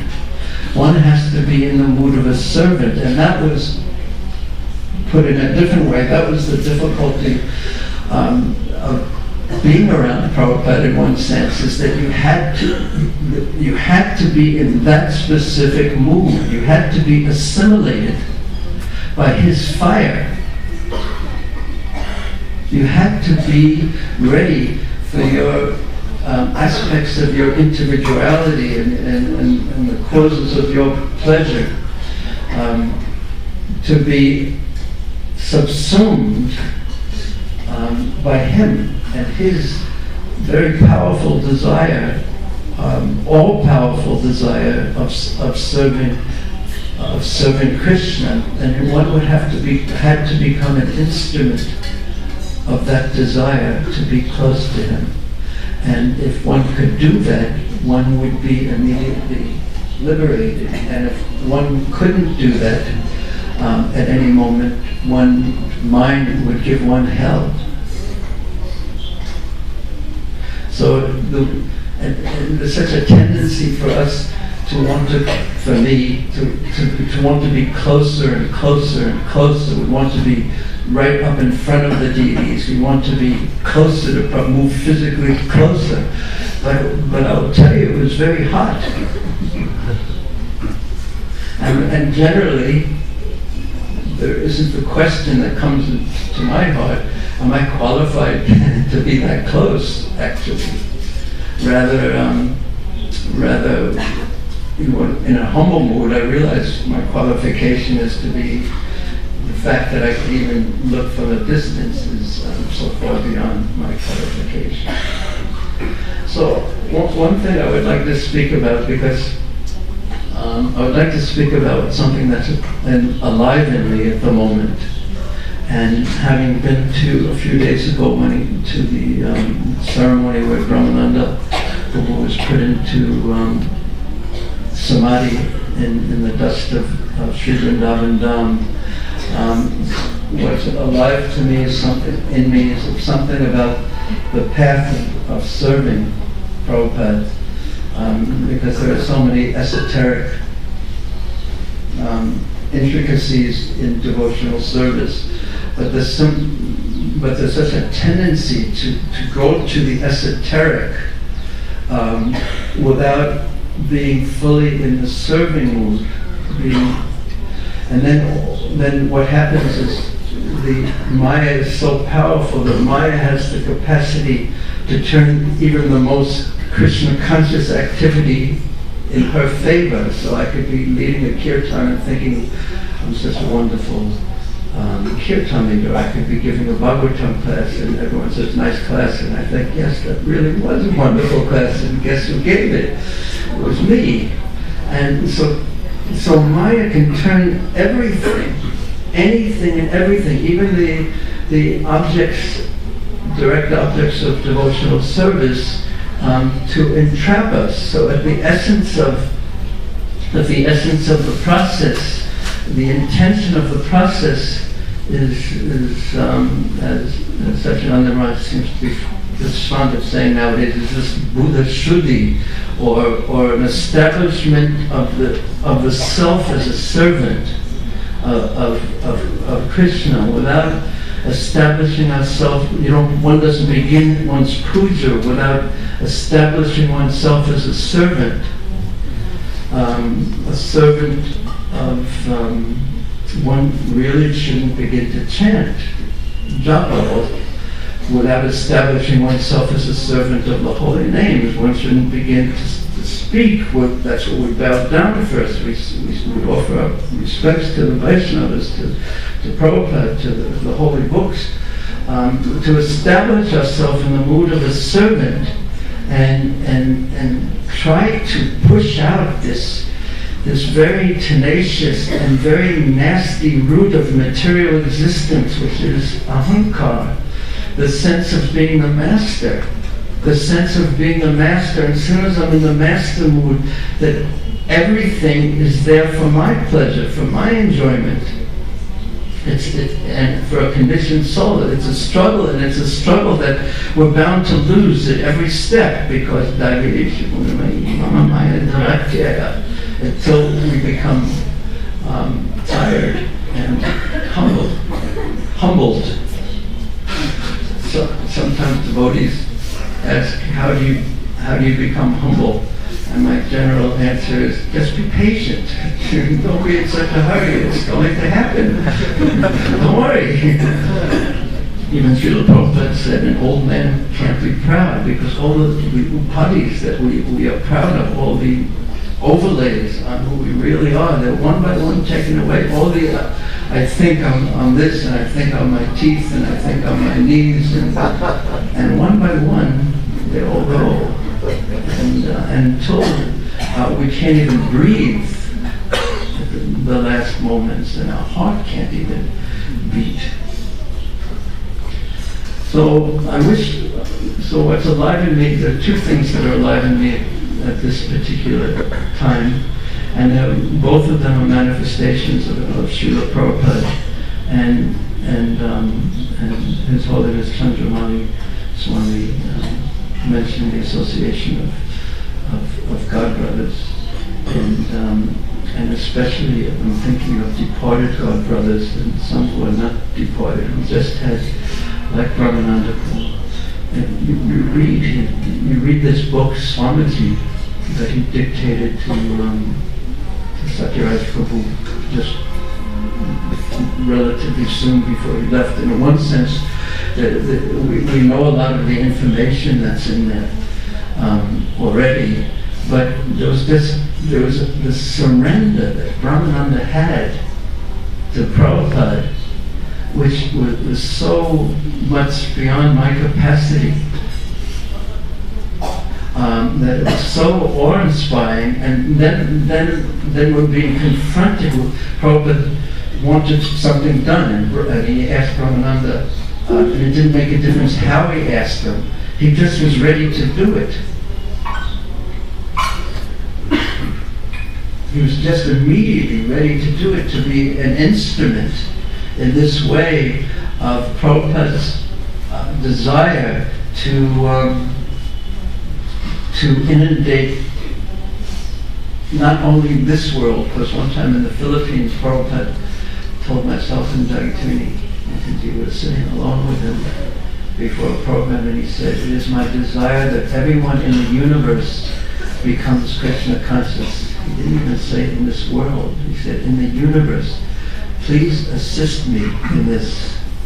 So there's a place for everyone, because the universe is very, very, very big. We can just be an assistant, not to become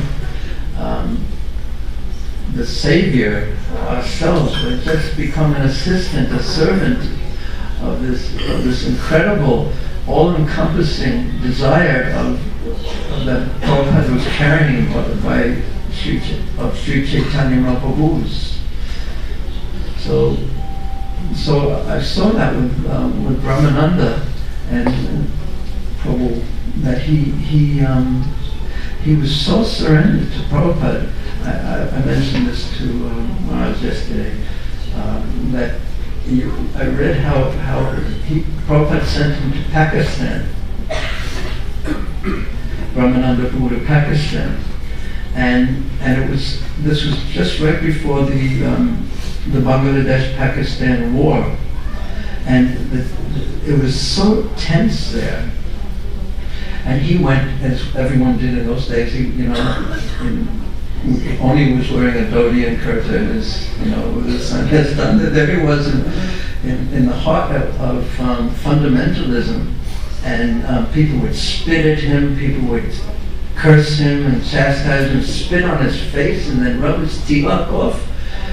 And his life was threatened, so many times, because it's so illegal to preach in these extreme countries. It's completely illegal. And then Prabhupada, who was in Bombay at the time, saw an article saying that 4 Western Hare Krishna missionaries were shot by the army, and Prabhupada was in complete anxiety about that. And then finally Brahmananda wrote to Prabhupada and gave him a report, and Prabhupada sent him a telegram reply with 2 words: "Come immediately." So Brahmananda immediately went to Bombay, and Prabhupada was so relieved to see him. He stood up and embraced him, and he asked him about everything. He was so relieved he couldn't sleep, fearing that something had happened to Brahmananda. And then a few days later, he asked Brahmananda how many books you distributed when you were there, and how many BTG subscriptions did you make? And this is Pakistan, and Brahmananda, he said, none. And he said, your entire mission was wasted, it was useless. And rather than his false ego, first having quite a large false ego myself, I was thinking, I won't tell you what I was thinking, but why did Prabhupada do that? And then I understood that watching Brahmananda's reaction to this, it was astounding. He just thought, my mission has been not successful.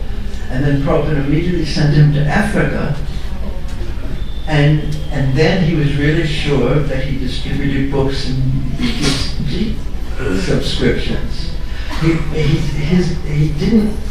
His consciousness didn't waver in the slightest from this surrender to Prabhupada, who he had given everything to. And there are so many of my godbrothers who have this type of surrendered consciousness to Prabhupada.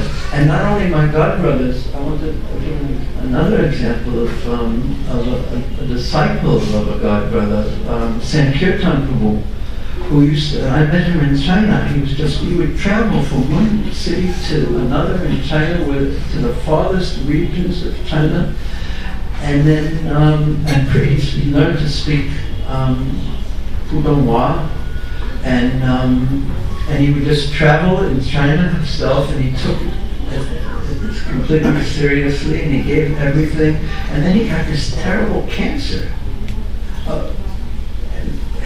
Why does Krishna do what he does? I don't know. Then he got this cancer, and he tried every way to support him, to get rid of it by natural means, by chemotherapy and everything. And then he decided to, it was near the end, and he went to Switzerland, and his dear sister was taking care of him. And the neighbors would come and see him, and they were astounded by his consciousness, that he had this tumor that was like this, and he couldn't speak, but he was fearless in the face of death. And that cannot be bluffed or faked or imitated, or from now on I'm going to be fearless. The neighbors were astounded. So he accepted somehow or another. He was very much by his Guru's mercy, His Holiness Lokanath Maharaj, who instructed him during this difficult time. He was fearless, which is impossible, practically speaking, from the material point of view. And then you take people like, unique people like Gautamuni, who was still in this world. I was reading this, I just happened to pick up on the folio some conversation he was having with Prabhupada. And Gautamuni is a very unique person. And he was and this was in the early days in India.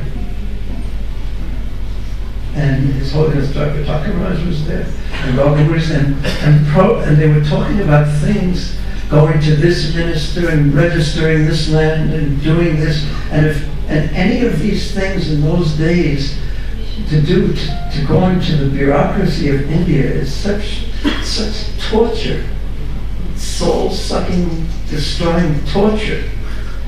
And how and they were talking to Prabhupada in such an intimate way, and it made me understand that they had made themselves one with Prabhupada's desire. And with just going back to Sankirtan, and I could speak about Mother Kalini like this, who had surrendered in Gitanagari and served the deities and served the cows, and she passed away. She was having such a difficult time, but right in the last 2 days, Radha came to her physically. And a bull came to her, right into her room practically, and her consciousness completely shifted from the difficult time and was ready to accept. So, and even Guru Kripa Prabhu was still in this world. That one about Krishna Balaram Mandir, at one point he told when he saw Prabhupada was in his anxiety about building, he had no money to build it, and Guru Kripa just walked in and said, "I'll do it, Prabhupada. You don't worry about it. Don't worry about it. I'll do it. I'll provide the money." And he said one time, and he walked out of the room not having the slightest idea how he was going to do it, but he knew one thing: he didn't want Prabhupada to be in anxiety about it. So this kind of surrender is it's exalted. It's exalted regardless of what else. Krishna's love of Janardana. It's so exalted because I know with myself, there's such a tendency to have a divided mind, I call it. Part of me is wanting to go this way, and part of me wants to go in the exact opposite direction. Another part wants to go here, like this. But I see that some of my God brothers in this world and not in this world are just surrendered in that way, and taking up a mission, any mission in the universe, and giving and surrendering to it, and surrendering to Krishna through it, and surrendering to Prabhupada and his followers through it. This is what makes, despite whatever the material energy in your mind is saying, this is what makes one, as Mataji was saying, a saint. And Prabhupada, he expected us, and he would speak to us. It was incredible. He would speak to the devotees as if he would see the part the saintly part of them. Even though there may be other parts, he would speak to the compassionate part of them, as if that's all they were. And that made that part grow. Such a teacher. Look at teachers, like Happy said, what a teaching example that was. Even in Vrindavan, when Radha and Krishna were walking, the monkeys give trouble. And then he probably just turned around and kept walking. And then you have to deal with all the rest, and you go ahead. I started to do things like that too. On another morning walk in Japan, the devotees were so enthusiastic to be with Prabhupada, and one devotee, Prabhupada started walking, and every devotee came with Prabhupada on his walk, and then one devotee had a very portable tape player in those days, and he put on the Govinda prayers really loudly as Prabhupada was walking, a spirit of marching with Prabhupada. And then Prabhupada walked 50 steps, and then he just turned around and said, there is an old Bengali saying, eat alone, study in twos, and walk in threes. And then he just turned around and kept walking.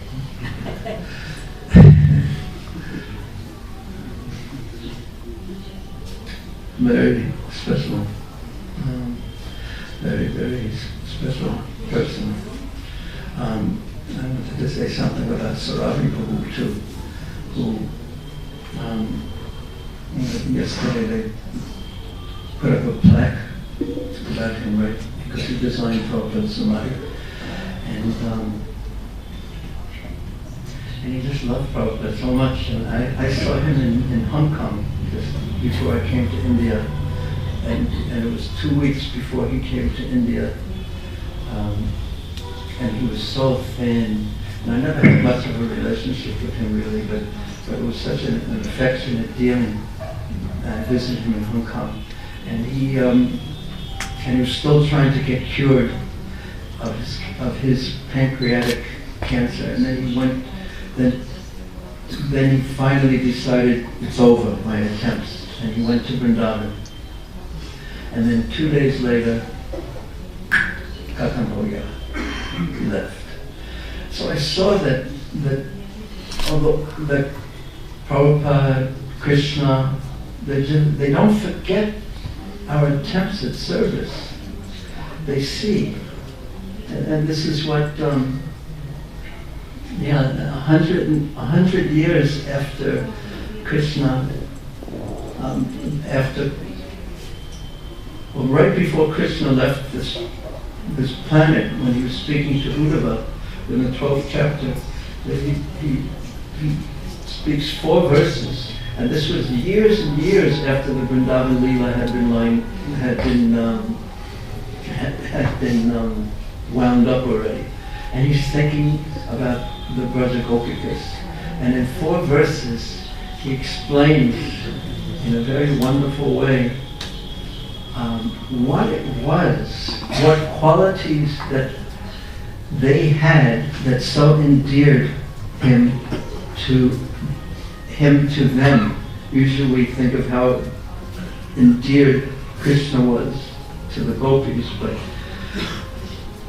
Krishna, almost 100 years after they had left, he was still thinking about them. So what are the qualities that they had that captured Krishna's consciousness so much that so many years later he was still thinking about them? So there are 4 verses that Krishna himself reveals, what the qualities of the gopis were, which are also obviously the qualities, if we want to become dear to Krishna, we need to develop these. And I'm not going to tell you what they were. Read the books.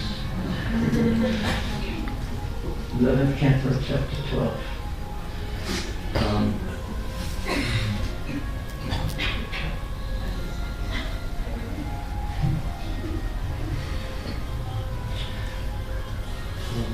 There was one other thing that I wanted to say, another manifestation of Prabhupada other than his dear devotees, something about Prabhupada's books.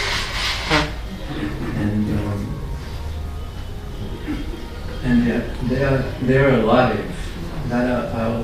This is what I want to say. Like Vrindavan is alive.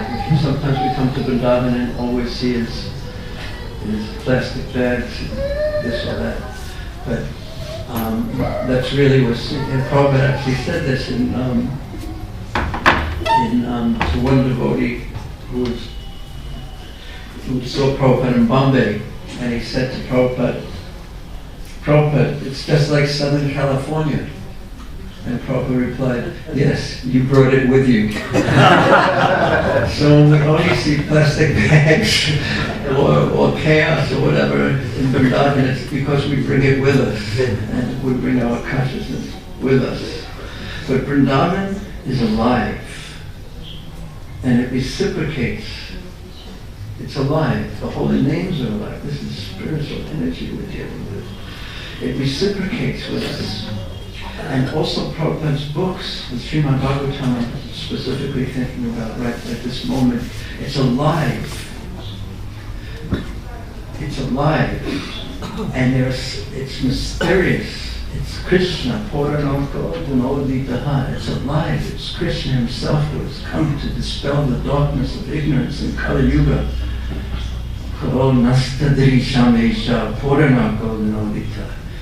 Don't take Prabhupada's books, please, I humbly request, like His Holiness Radhanath Maharaj made his humble request to everyone.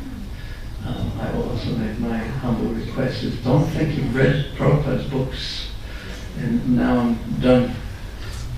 And now I can, not that we shouldn't read the books of our acharyas or our uncles and godbrothers, but the Prabhupada's books are alive and they're very mysterious and they're deep. They're unlimitedly deep because they're Krishna coming through the acharyas, coming through Prabhupada. They're unlimitedly deep.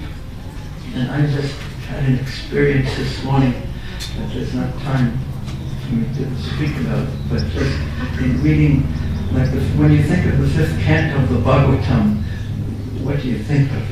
We don't usually think of this book as, this section is the most exciting. It's something to get past as quickly as you can. And does anyone know the next to last chapter? Does anyone know how many chapters are in the 5th canto? 90. Huh? 90. Good, sincere attempt. But it's 26. Does anyone know, because the last section, the last part of the 5th canto is all the tour of the material universe. First we go up from the sun, upward, first Jamatri, Umandala, then upward, up to Vaikuntha in the material world, and then downward into the hellish planets, the subterranean hellish planets. But before the last chapter is on the different hells, which caused Maharaj Parikshit to ask the question in the 6th chapter, how to get free from hell. But in the 25th chapter, does anyone know what it's about? It's about the glories of Ananta Shesha. And there's 15 verses in that chapter. And there's not many of Prabhupada's purports. But it's such a profound chapter. So deep, and it is hints of Krishna's pastimes of Vrindavan in there, a little indirect, but it's all in there. And also, it's a description, because there's an English expression, I want to get to the bottom of it. So what's at the bottom of the universe, of the material universe, is Ananta Shesha, and he's the Lord of false ego, which is at the heart, the bottom of all material existence. So it's described that all about the material universes and how to remove false ego is there. Is described in there. Ananta Shesha is the Lord of false ego. Shankara is the Lord of false ego. So how to remove, the Lord will tell, in glorification of Him, it will say how to remove false ego. And there too. And it also, But also, as there have been so many wonderful glorifications of the holy name, there are hints in that chapter and in the previous chapters, all just glorified. There's the hint, the premonition of what's going to happen in Canto 6 about Ajamil, which is Kamutya Nyaya, about if Ajamil gets freed from all sins just by chanting the name of his son, whose name is Narayana, what would happen if one chants with love? So in another Shesha, the talk is also about how to free oneself from every difficulty through the holy names. So this is Prabhupada. He gave his life for so much. His heart was in the books, and he had so much faith in the Bhagavatam, in the books, that he had so much trust in these books that if someone would just take them and look at one, that life could be changed. So therefore, just really read and appreciate the author of the Bhaktivedanta Purports. Thank you for your extreme patience on this day. Hare Krishna.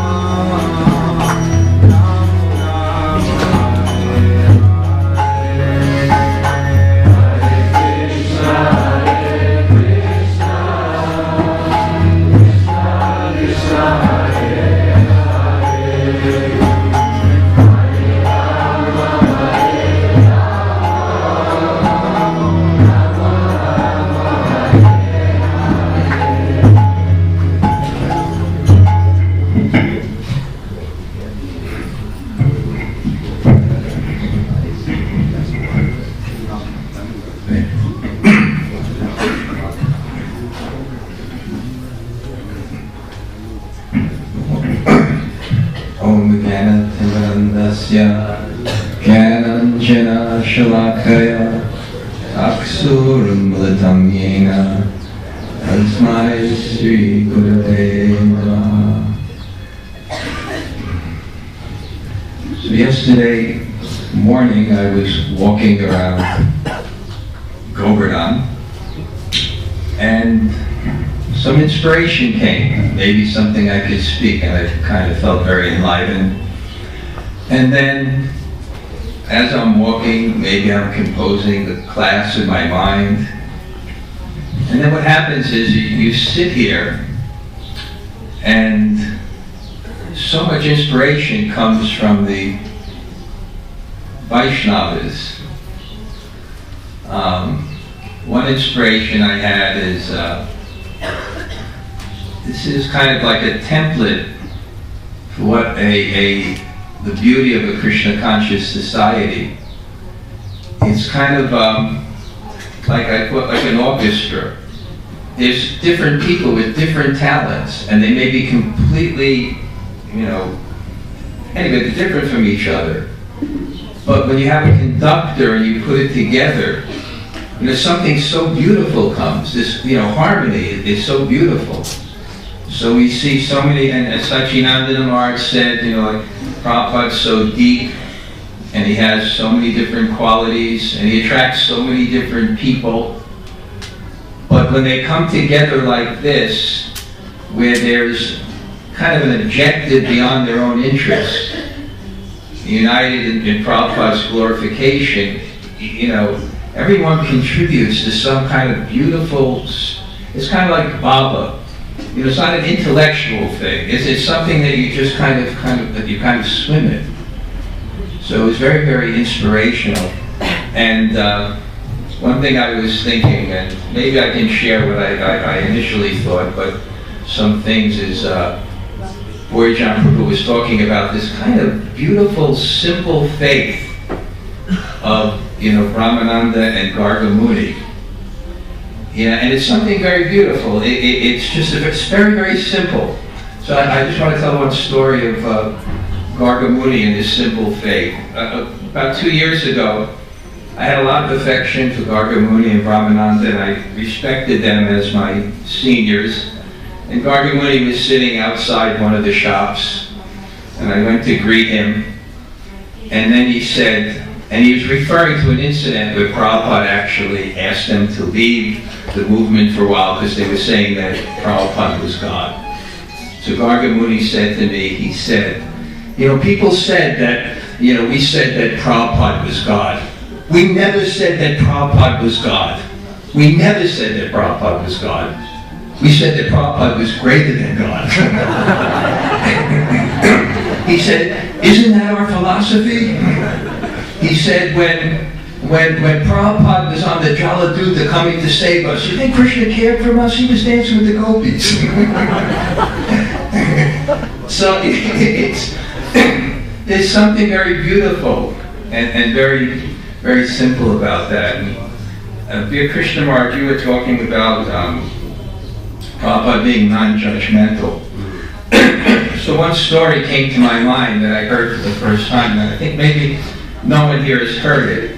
What I'd like to do is I'd like to share that story, and you meditate what quality of Prabhupada you glean from that story. Because I think there's many qualities. And I was recently in New York. I was taking lunch with our godbrother, Nayana Baram, who had joined at 26 2nd Avenue. And among other things, he was the originator of the first drama group, the Vaikuntha Players. He actually told me one thing. Someone came to Prabhupada and said, Prabhupada, they named it the Vaikuntha Players, Why don't we name it the Vrindavan Players? Prabhupada said, Vaikuntha's a nice name. So he told me a story when he first joined. This one lady joined with him, who was a friend of his, and the way I can describe it, she was an intense man-hater. But she got initiated, and after 6 or 7 months or something, she got initiated, and then she went to Prabhupada and she told Prabhupada, I've been in this movement for about 6, 7 months, and I just can't stand worshiping that man Krishna. And Prabhupada said, that's okay, Radharani's higher. So, what quality of Prabhupada do you see in that? Can someone suggest? What? Compassion. Anything else? Humor. What? Humor. Yes. Prabhupada was humorous. What? Flexibility. I was thinking that Prabhupada always had his mind on the objective. He didn't get caught up, in details. That his objective was that the person would become Krishna conscious, and that they would be encouraged. So Prabhupada was very, very empowering to so many different types of people. And then Borijan Prabhu was talking about all these success stories of the departed Vaishnavas. And I thought that was very, very significant. And maybe I'll say what my realization was, and I think it's connected to what Borijan said, is I was in New York, I was at the Bhakti Center, and someone was interviewing me about a documentary film about hardcore music and Hare Krishna. So when they're interviewing me, I kind of knew the origin of how the hardcore music and the people in that scene became connected to Krishna consciousness. There was some devotees who were doing some sod distribution at their concerts in Tompkins Square Park. And from that, so many people became Krishna conscious. I preached a long time in America, and it was a time that you become really excited if one person that was Western walked in the door.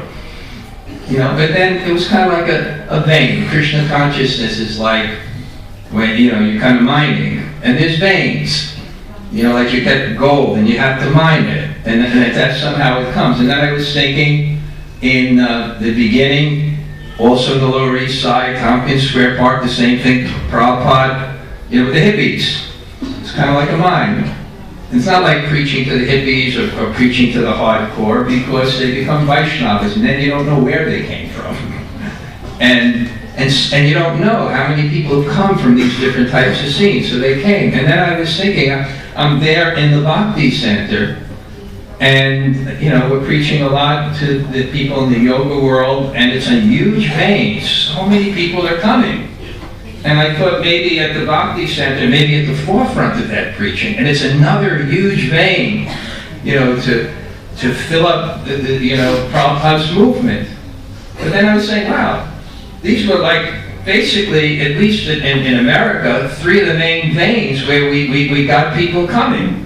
One was the hippies, one was the hardcore, and now people, and it was all in the Lower East Side. And I thought, is this a coincidence? It's all in the Lower East Side. And then I thought, well, the only possible explanation, because you can say, well, it's in New York, it could be anywhere in New York. So then I thought the only possible explanation is the dust of Prabhupada's lotus feet, you know, that walked in these places. And then I thought, this is mystical, how powerful the dust of Prabhupada's lotus feet is. It must be in the cracks, it must be around, and it's so nice actually in New York. You go to Prikram and there's this big tree, and on this, you look up on the tree and it says the Hare Krishna tree, it's official. So I thought that the dust of Prabhupada's lotus feet, it's mystical, it's beyond any laws. It can do more than what anybody can figure out by any type of analysis of physics or cause and effect. It's something very special and very mystical.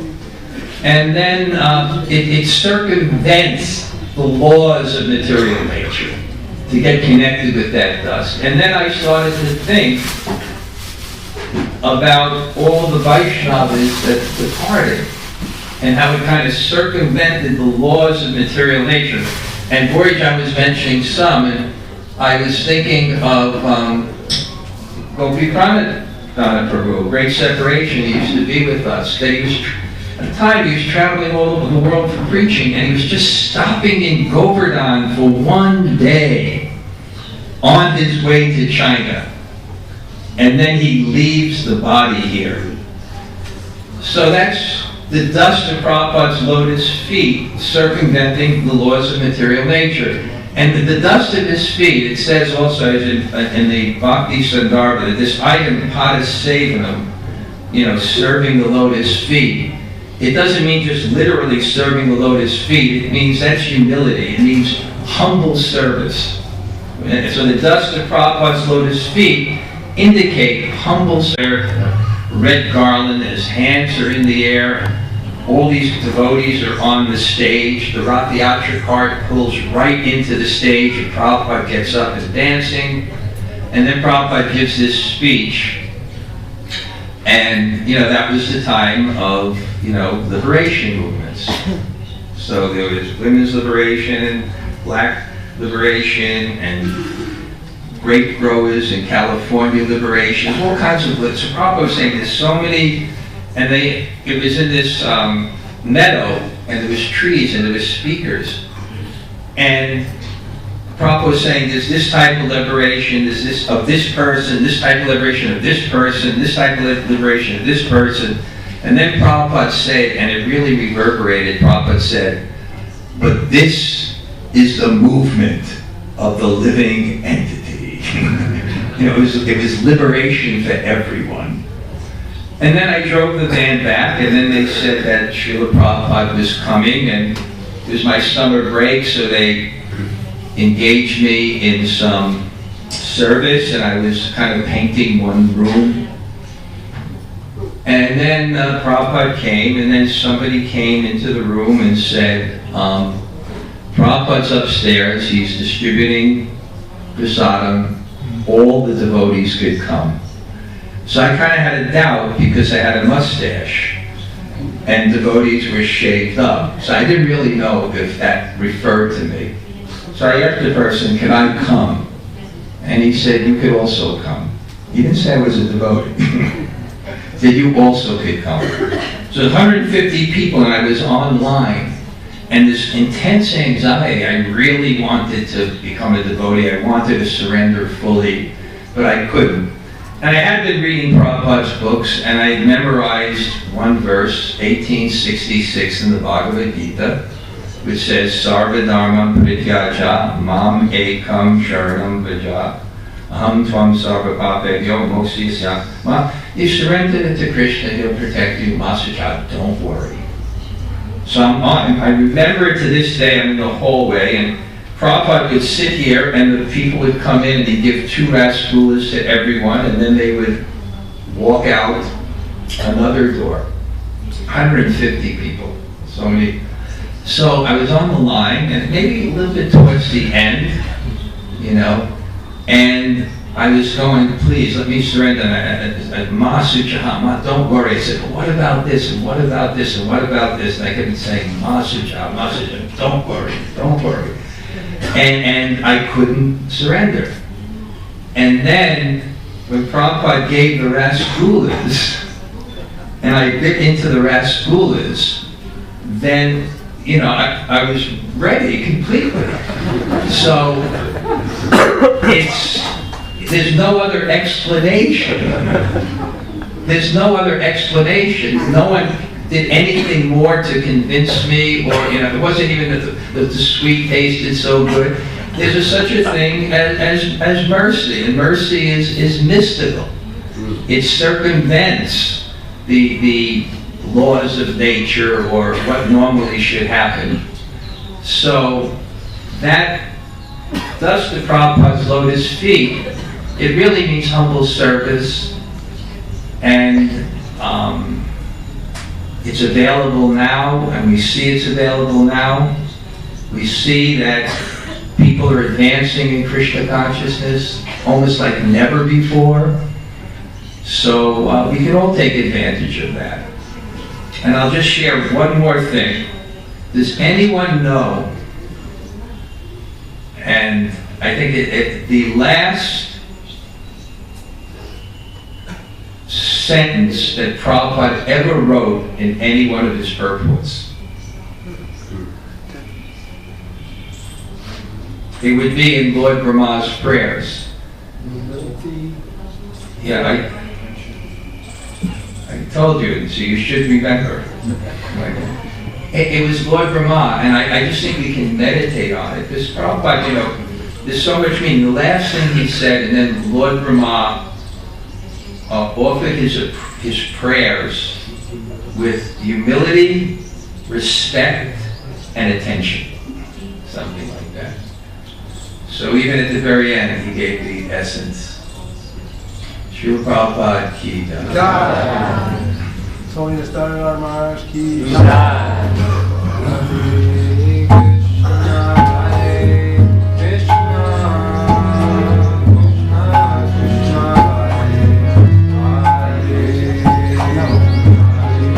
I'd like to add citation.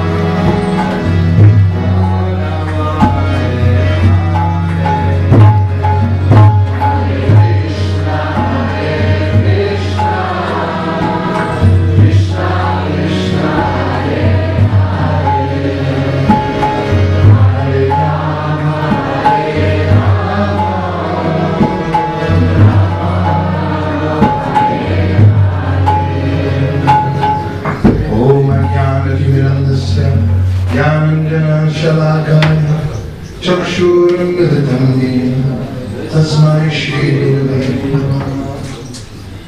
Namo Vishnupadaya Krishna Preshtaya Gurave Srimate Bhaktivedanta Swami Nitya Namaste Saraswate Deve Gauravani Pracharine Nirvishesha Shunmurari Paschatya Deshatarine.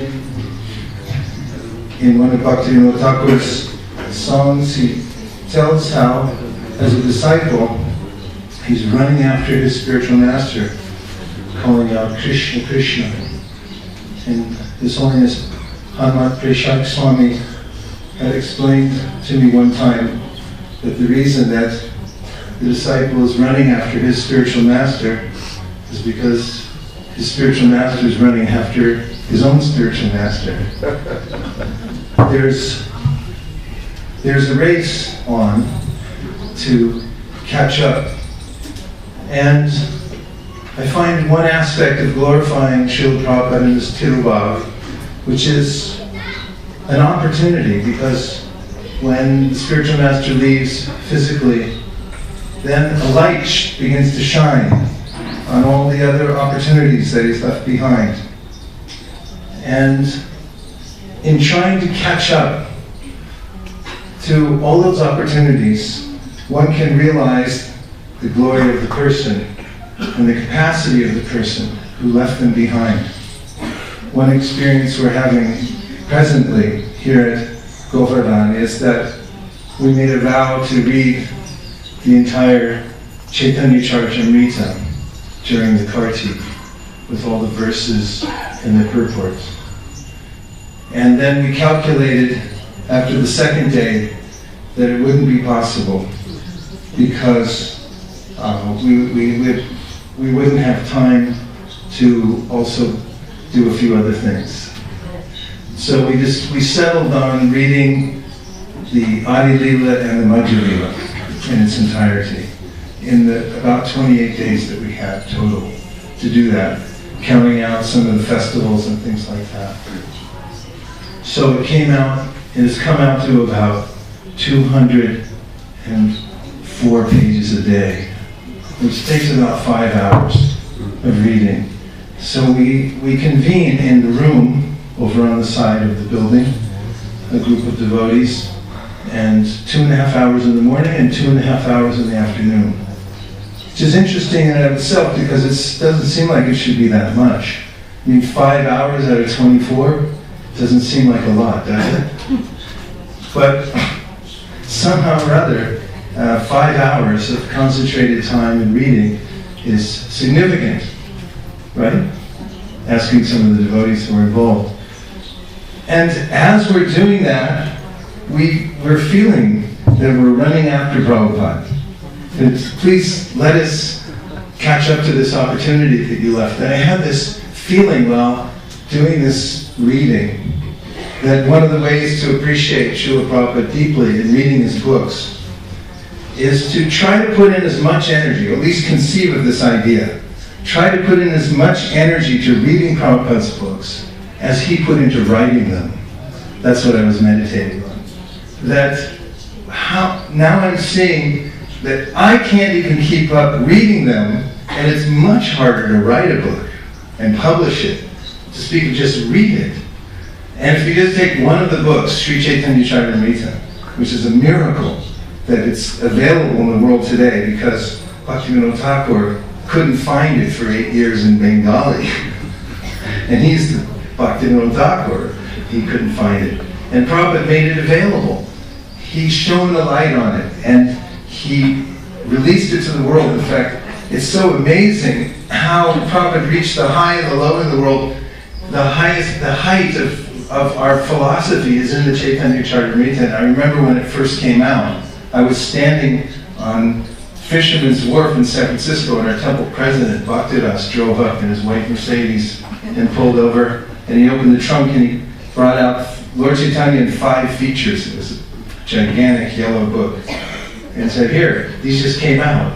And before we even opened them, we were stopping people, tourists, walking Fisherman's Wharf in San Francisco, up to no good, and looking for the next attraction. And little did they know the next attraction would be the Panchatattva appearing in their life.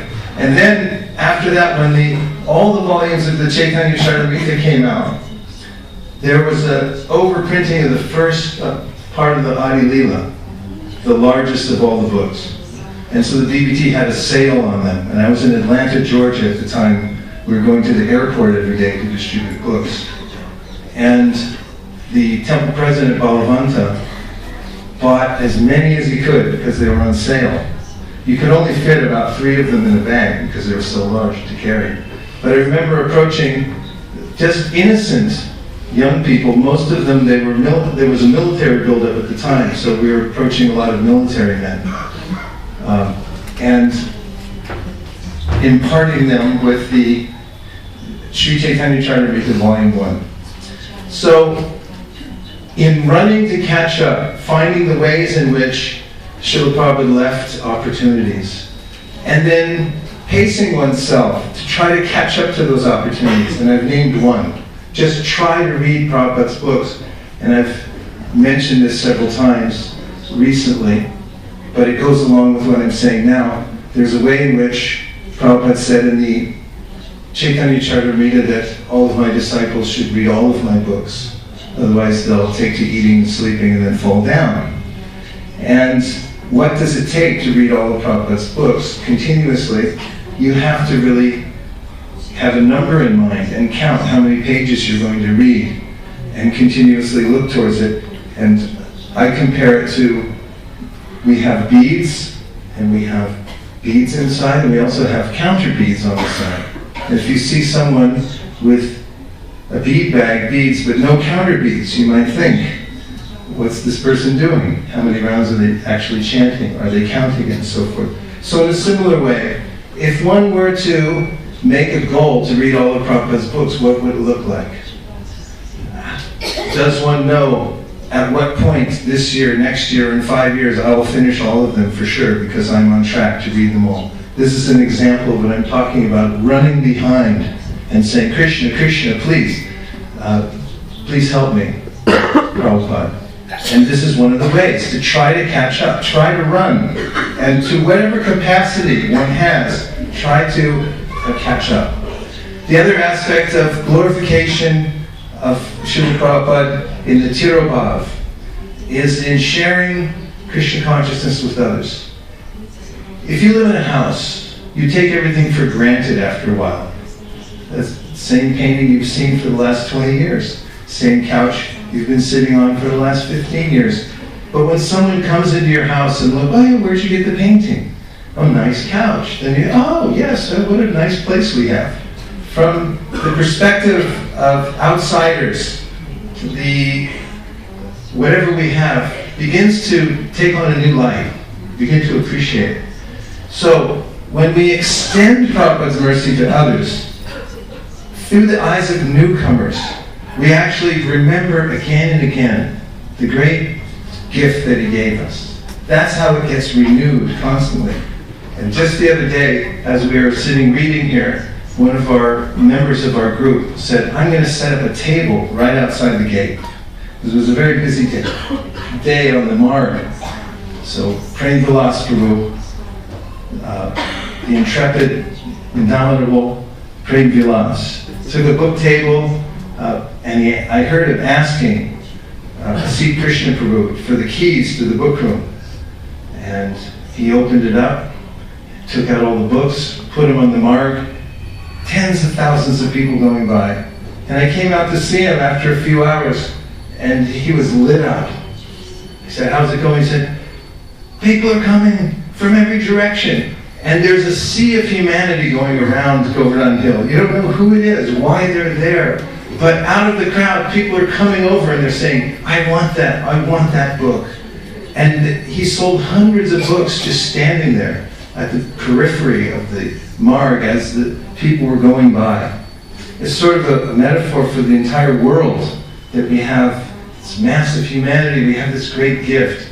And I saw in the eyes of Prem Vilas that day. And I felt a transcendental energy. I said, I wish I was here. I would have been there. I was torn because we were inside reading the books, but he was outside distributing them, saying, which one's better? And I was polarized between these 2 points, and practically a tension between those 2 points. And I think those are the 2 points where if we live between those 2 points, then we can constantly see the gift and be able to appreciate, even if it's out of reach, the magnitude of the opportunity and the gifts that Srila Prabhupada gave us. Thank you very much. Hare Krishna.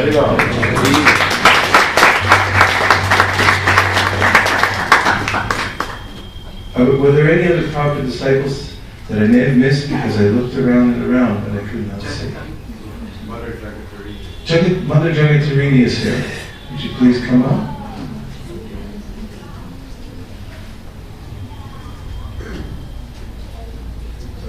She's coming.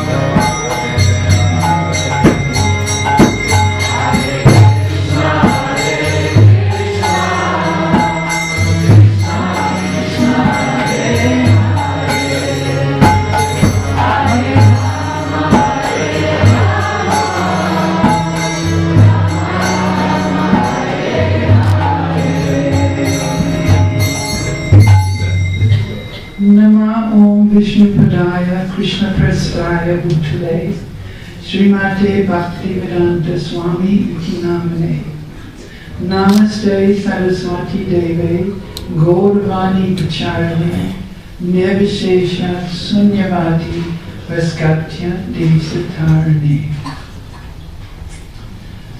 Well, first of all, I would like to say that I'm thoroughly unprepared to speak. I didn't have any preparation, any thoughts what I would say, but just coming up here to the microphone, I thought I would like to share with you what my day has been like today. We woke up early and we went to the temple, and by the time it was 7 o'clock, we saw that the temple, Krishna Balaram temple, was very, very, very packed with people, very, very packed, and we stood on the edge looking in. And then we decided to enter into the crowd, so we pushed our way in. And when we got in, we saw that very soon after that, in the midst of confusion, because I was with a small group, so we saw that Srila Prabhupada had already gone. He had gone to the Pandal, which has been set up in the Krishna hall, I think it is. So we went to the Krishna hall and we went inside, but unfortunately my hearing is not so good, and the amplification of the kirtan as we came in, they had big speakers that were amplifying to the very end of the hall, and so when we came in we felt a little intimidated by the volume of sound. Felt a little bit embarrassed about that, but nevertheless we left. And then we went back into the temple. And we were standing in front of Radha Sundar trying to figure out what to do. And meanwhile, as everyone knows, somebody described it as the super popularity of the Krishna Balaram Mandir. when the pujari threw the garlands, everyone was grabbing and the flowers were falling everywhere, and it disturbed some of the members of our group. So we left the temple room, but we were not quite sure where to go next. So then we said, let's go to Srila Prabhupada's house. So we all went into Srila Prabhupada's house and we all sat there together. And because we were a mixed group of young people, we were trying to bring everyone into a common understanding of what was going on. And I understood and explained to one of the members of our group that when you have had a very intimate relationship with somebody, just like if your father is the chief of police, but he's your father and you know him as your father, you climb on his back, you laugh and joke and talk with him, but if he has to go to some kind of a meeting that's very important and he has to represent the police force and he has to show his full dignity, you might feel a little bit uncomfortable because you prefer him in that more intimate way, but actually this is it is your maturity as a family member if you can also appreciate him in this very majestic, authoritative, responsible role that he is playing. So we sat there in Prabhupada's room and felt really, really grateful, as if Srila Prabhupada had seen our confusion. Partly the confusion is due to jet lag, but he saw our confusion and he wanted to bring us close to sit. There was only ourselves and a few ladies who were preparing the bed. And so we could actually feel, to unwind and feel close to Srila Prabhupada in that environment. And meanwhile we contacted my husband and told him that our members were a little bit unsettled. And he said, come out to Govardhan. So we discussed it and they said, no, we have to stay in Vrindavan. It's Vrindavan, it's so important to be here. So I said, we're not coming. So we went back into the temple room and listened into the big hall and listened to some very nice eulogies of Srila Prabhupada. And we're feeling very happy to be listening to the devotees expressing their appreciation for him. And then we got a message on the phone saying, I've changed my mind. I think we should go to Govardhan. One of our members, family members, had decided we should go to Govardhan instead. And we had a meeting discussing the fact that we would be leaving both meetings. We would miss out on Vrindavan and we would be late here, so we'd miss out on here as well. So we would be nowhere. So we were very indecisive what to do, because we'd already had some sampling of these different places and different flavors of Srila Prabhupada's reciprocation. And then we decided, the car came, we decided to go and make it an adventure.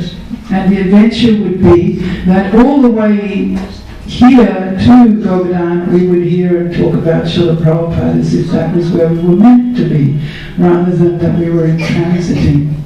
So we did, and we had such a nice time. And we shared memories of Srila Prabhupada and different things that Srila Prabhupada instructed or corrected or agreed with or disagreed with in our experience with him. And then we arrived here, and we're fortunate enough to hear from the senior devotees who are here, and we're very determined to make sure that we get back to Vrindavan tonight to be part of Srila Prabhupada's ceremony there, although it's very crowded, because this is where some of our members get their greatest inspiration for the year from being with Srila Prabhupada at that time. So our second generation, they're very mysterious. Sometimes they're like budding flowers. They don't seem to be blossoming. There's certain seasonal requirements are there for the bud to actually open up and start to show its full beauty.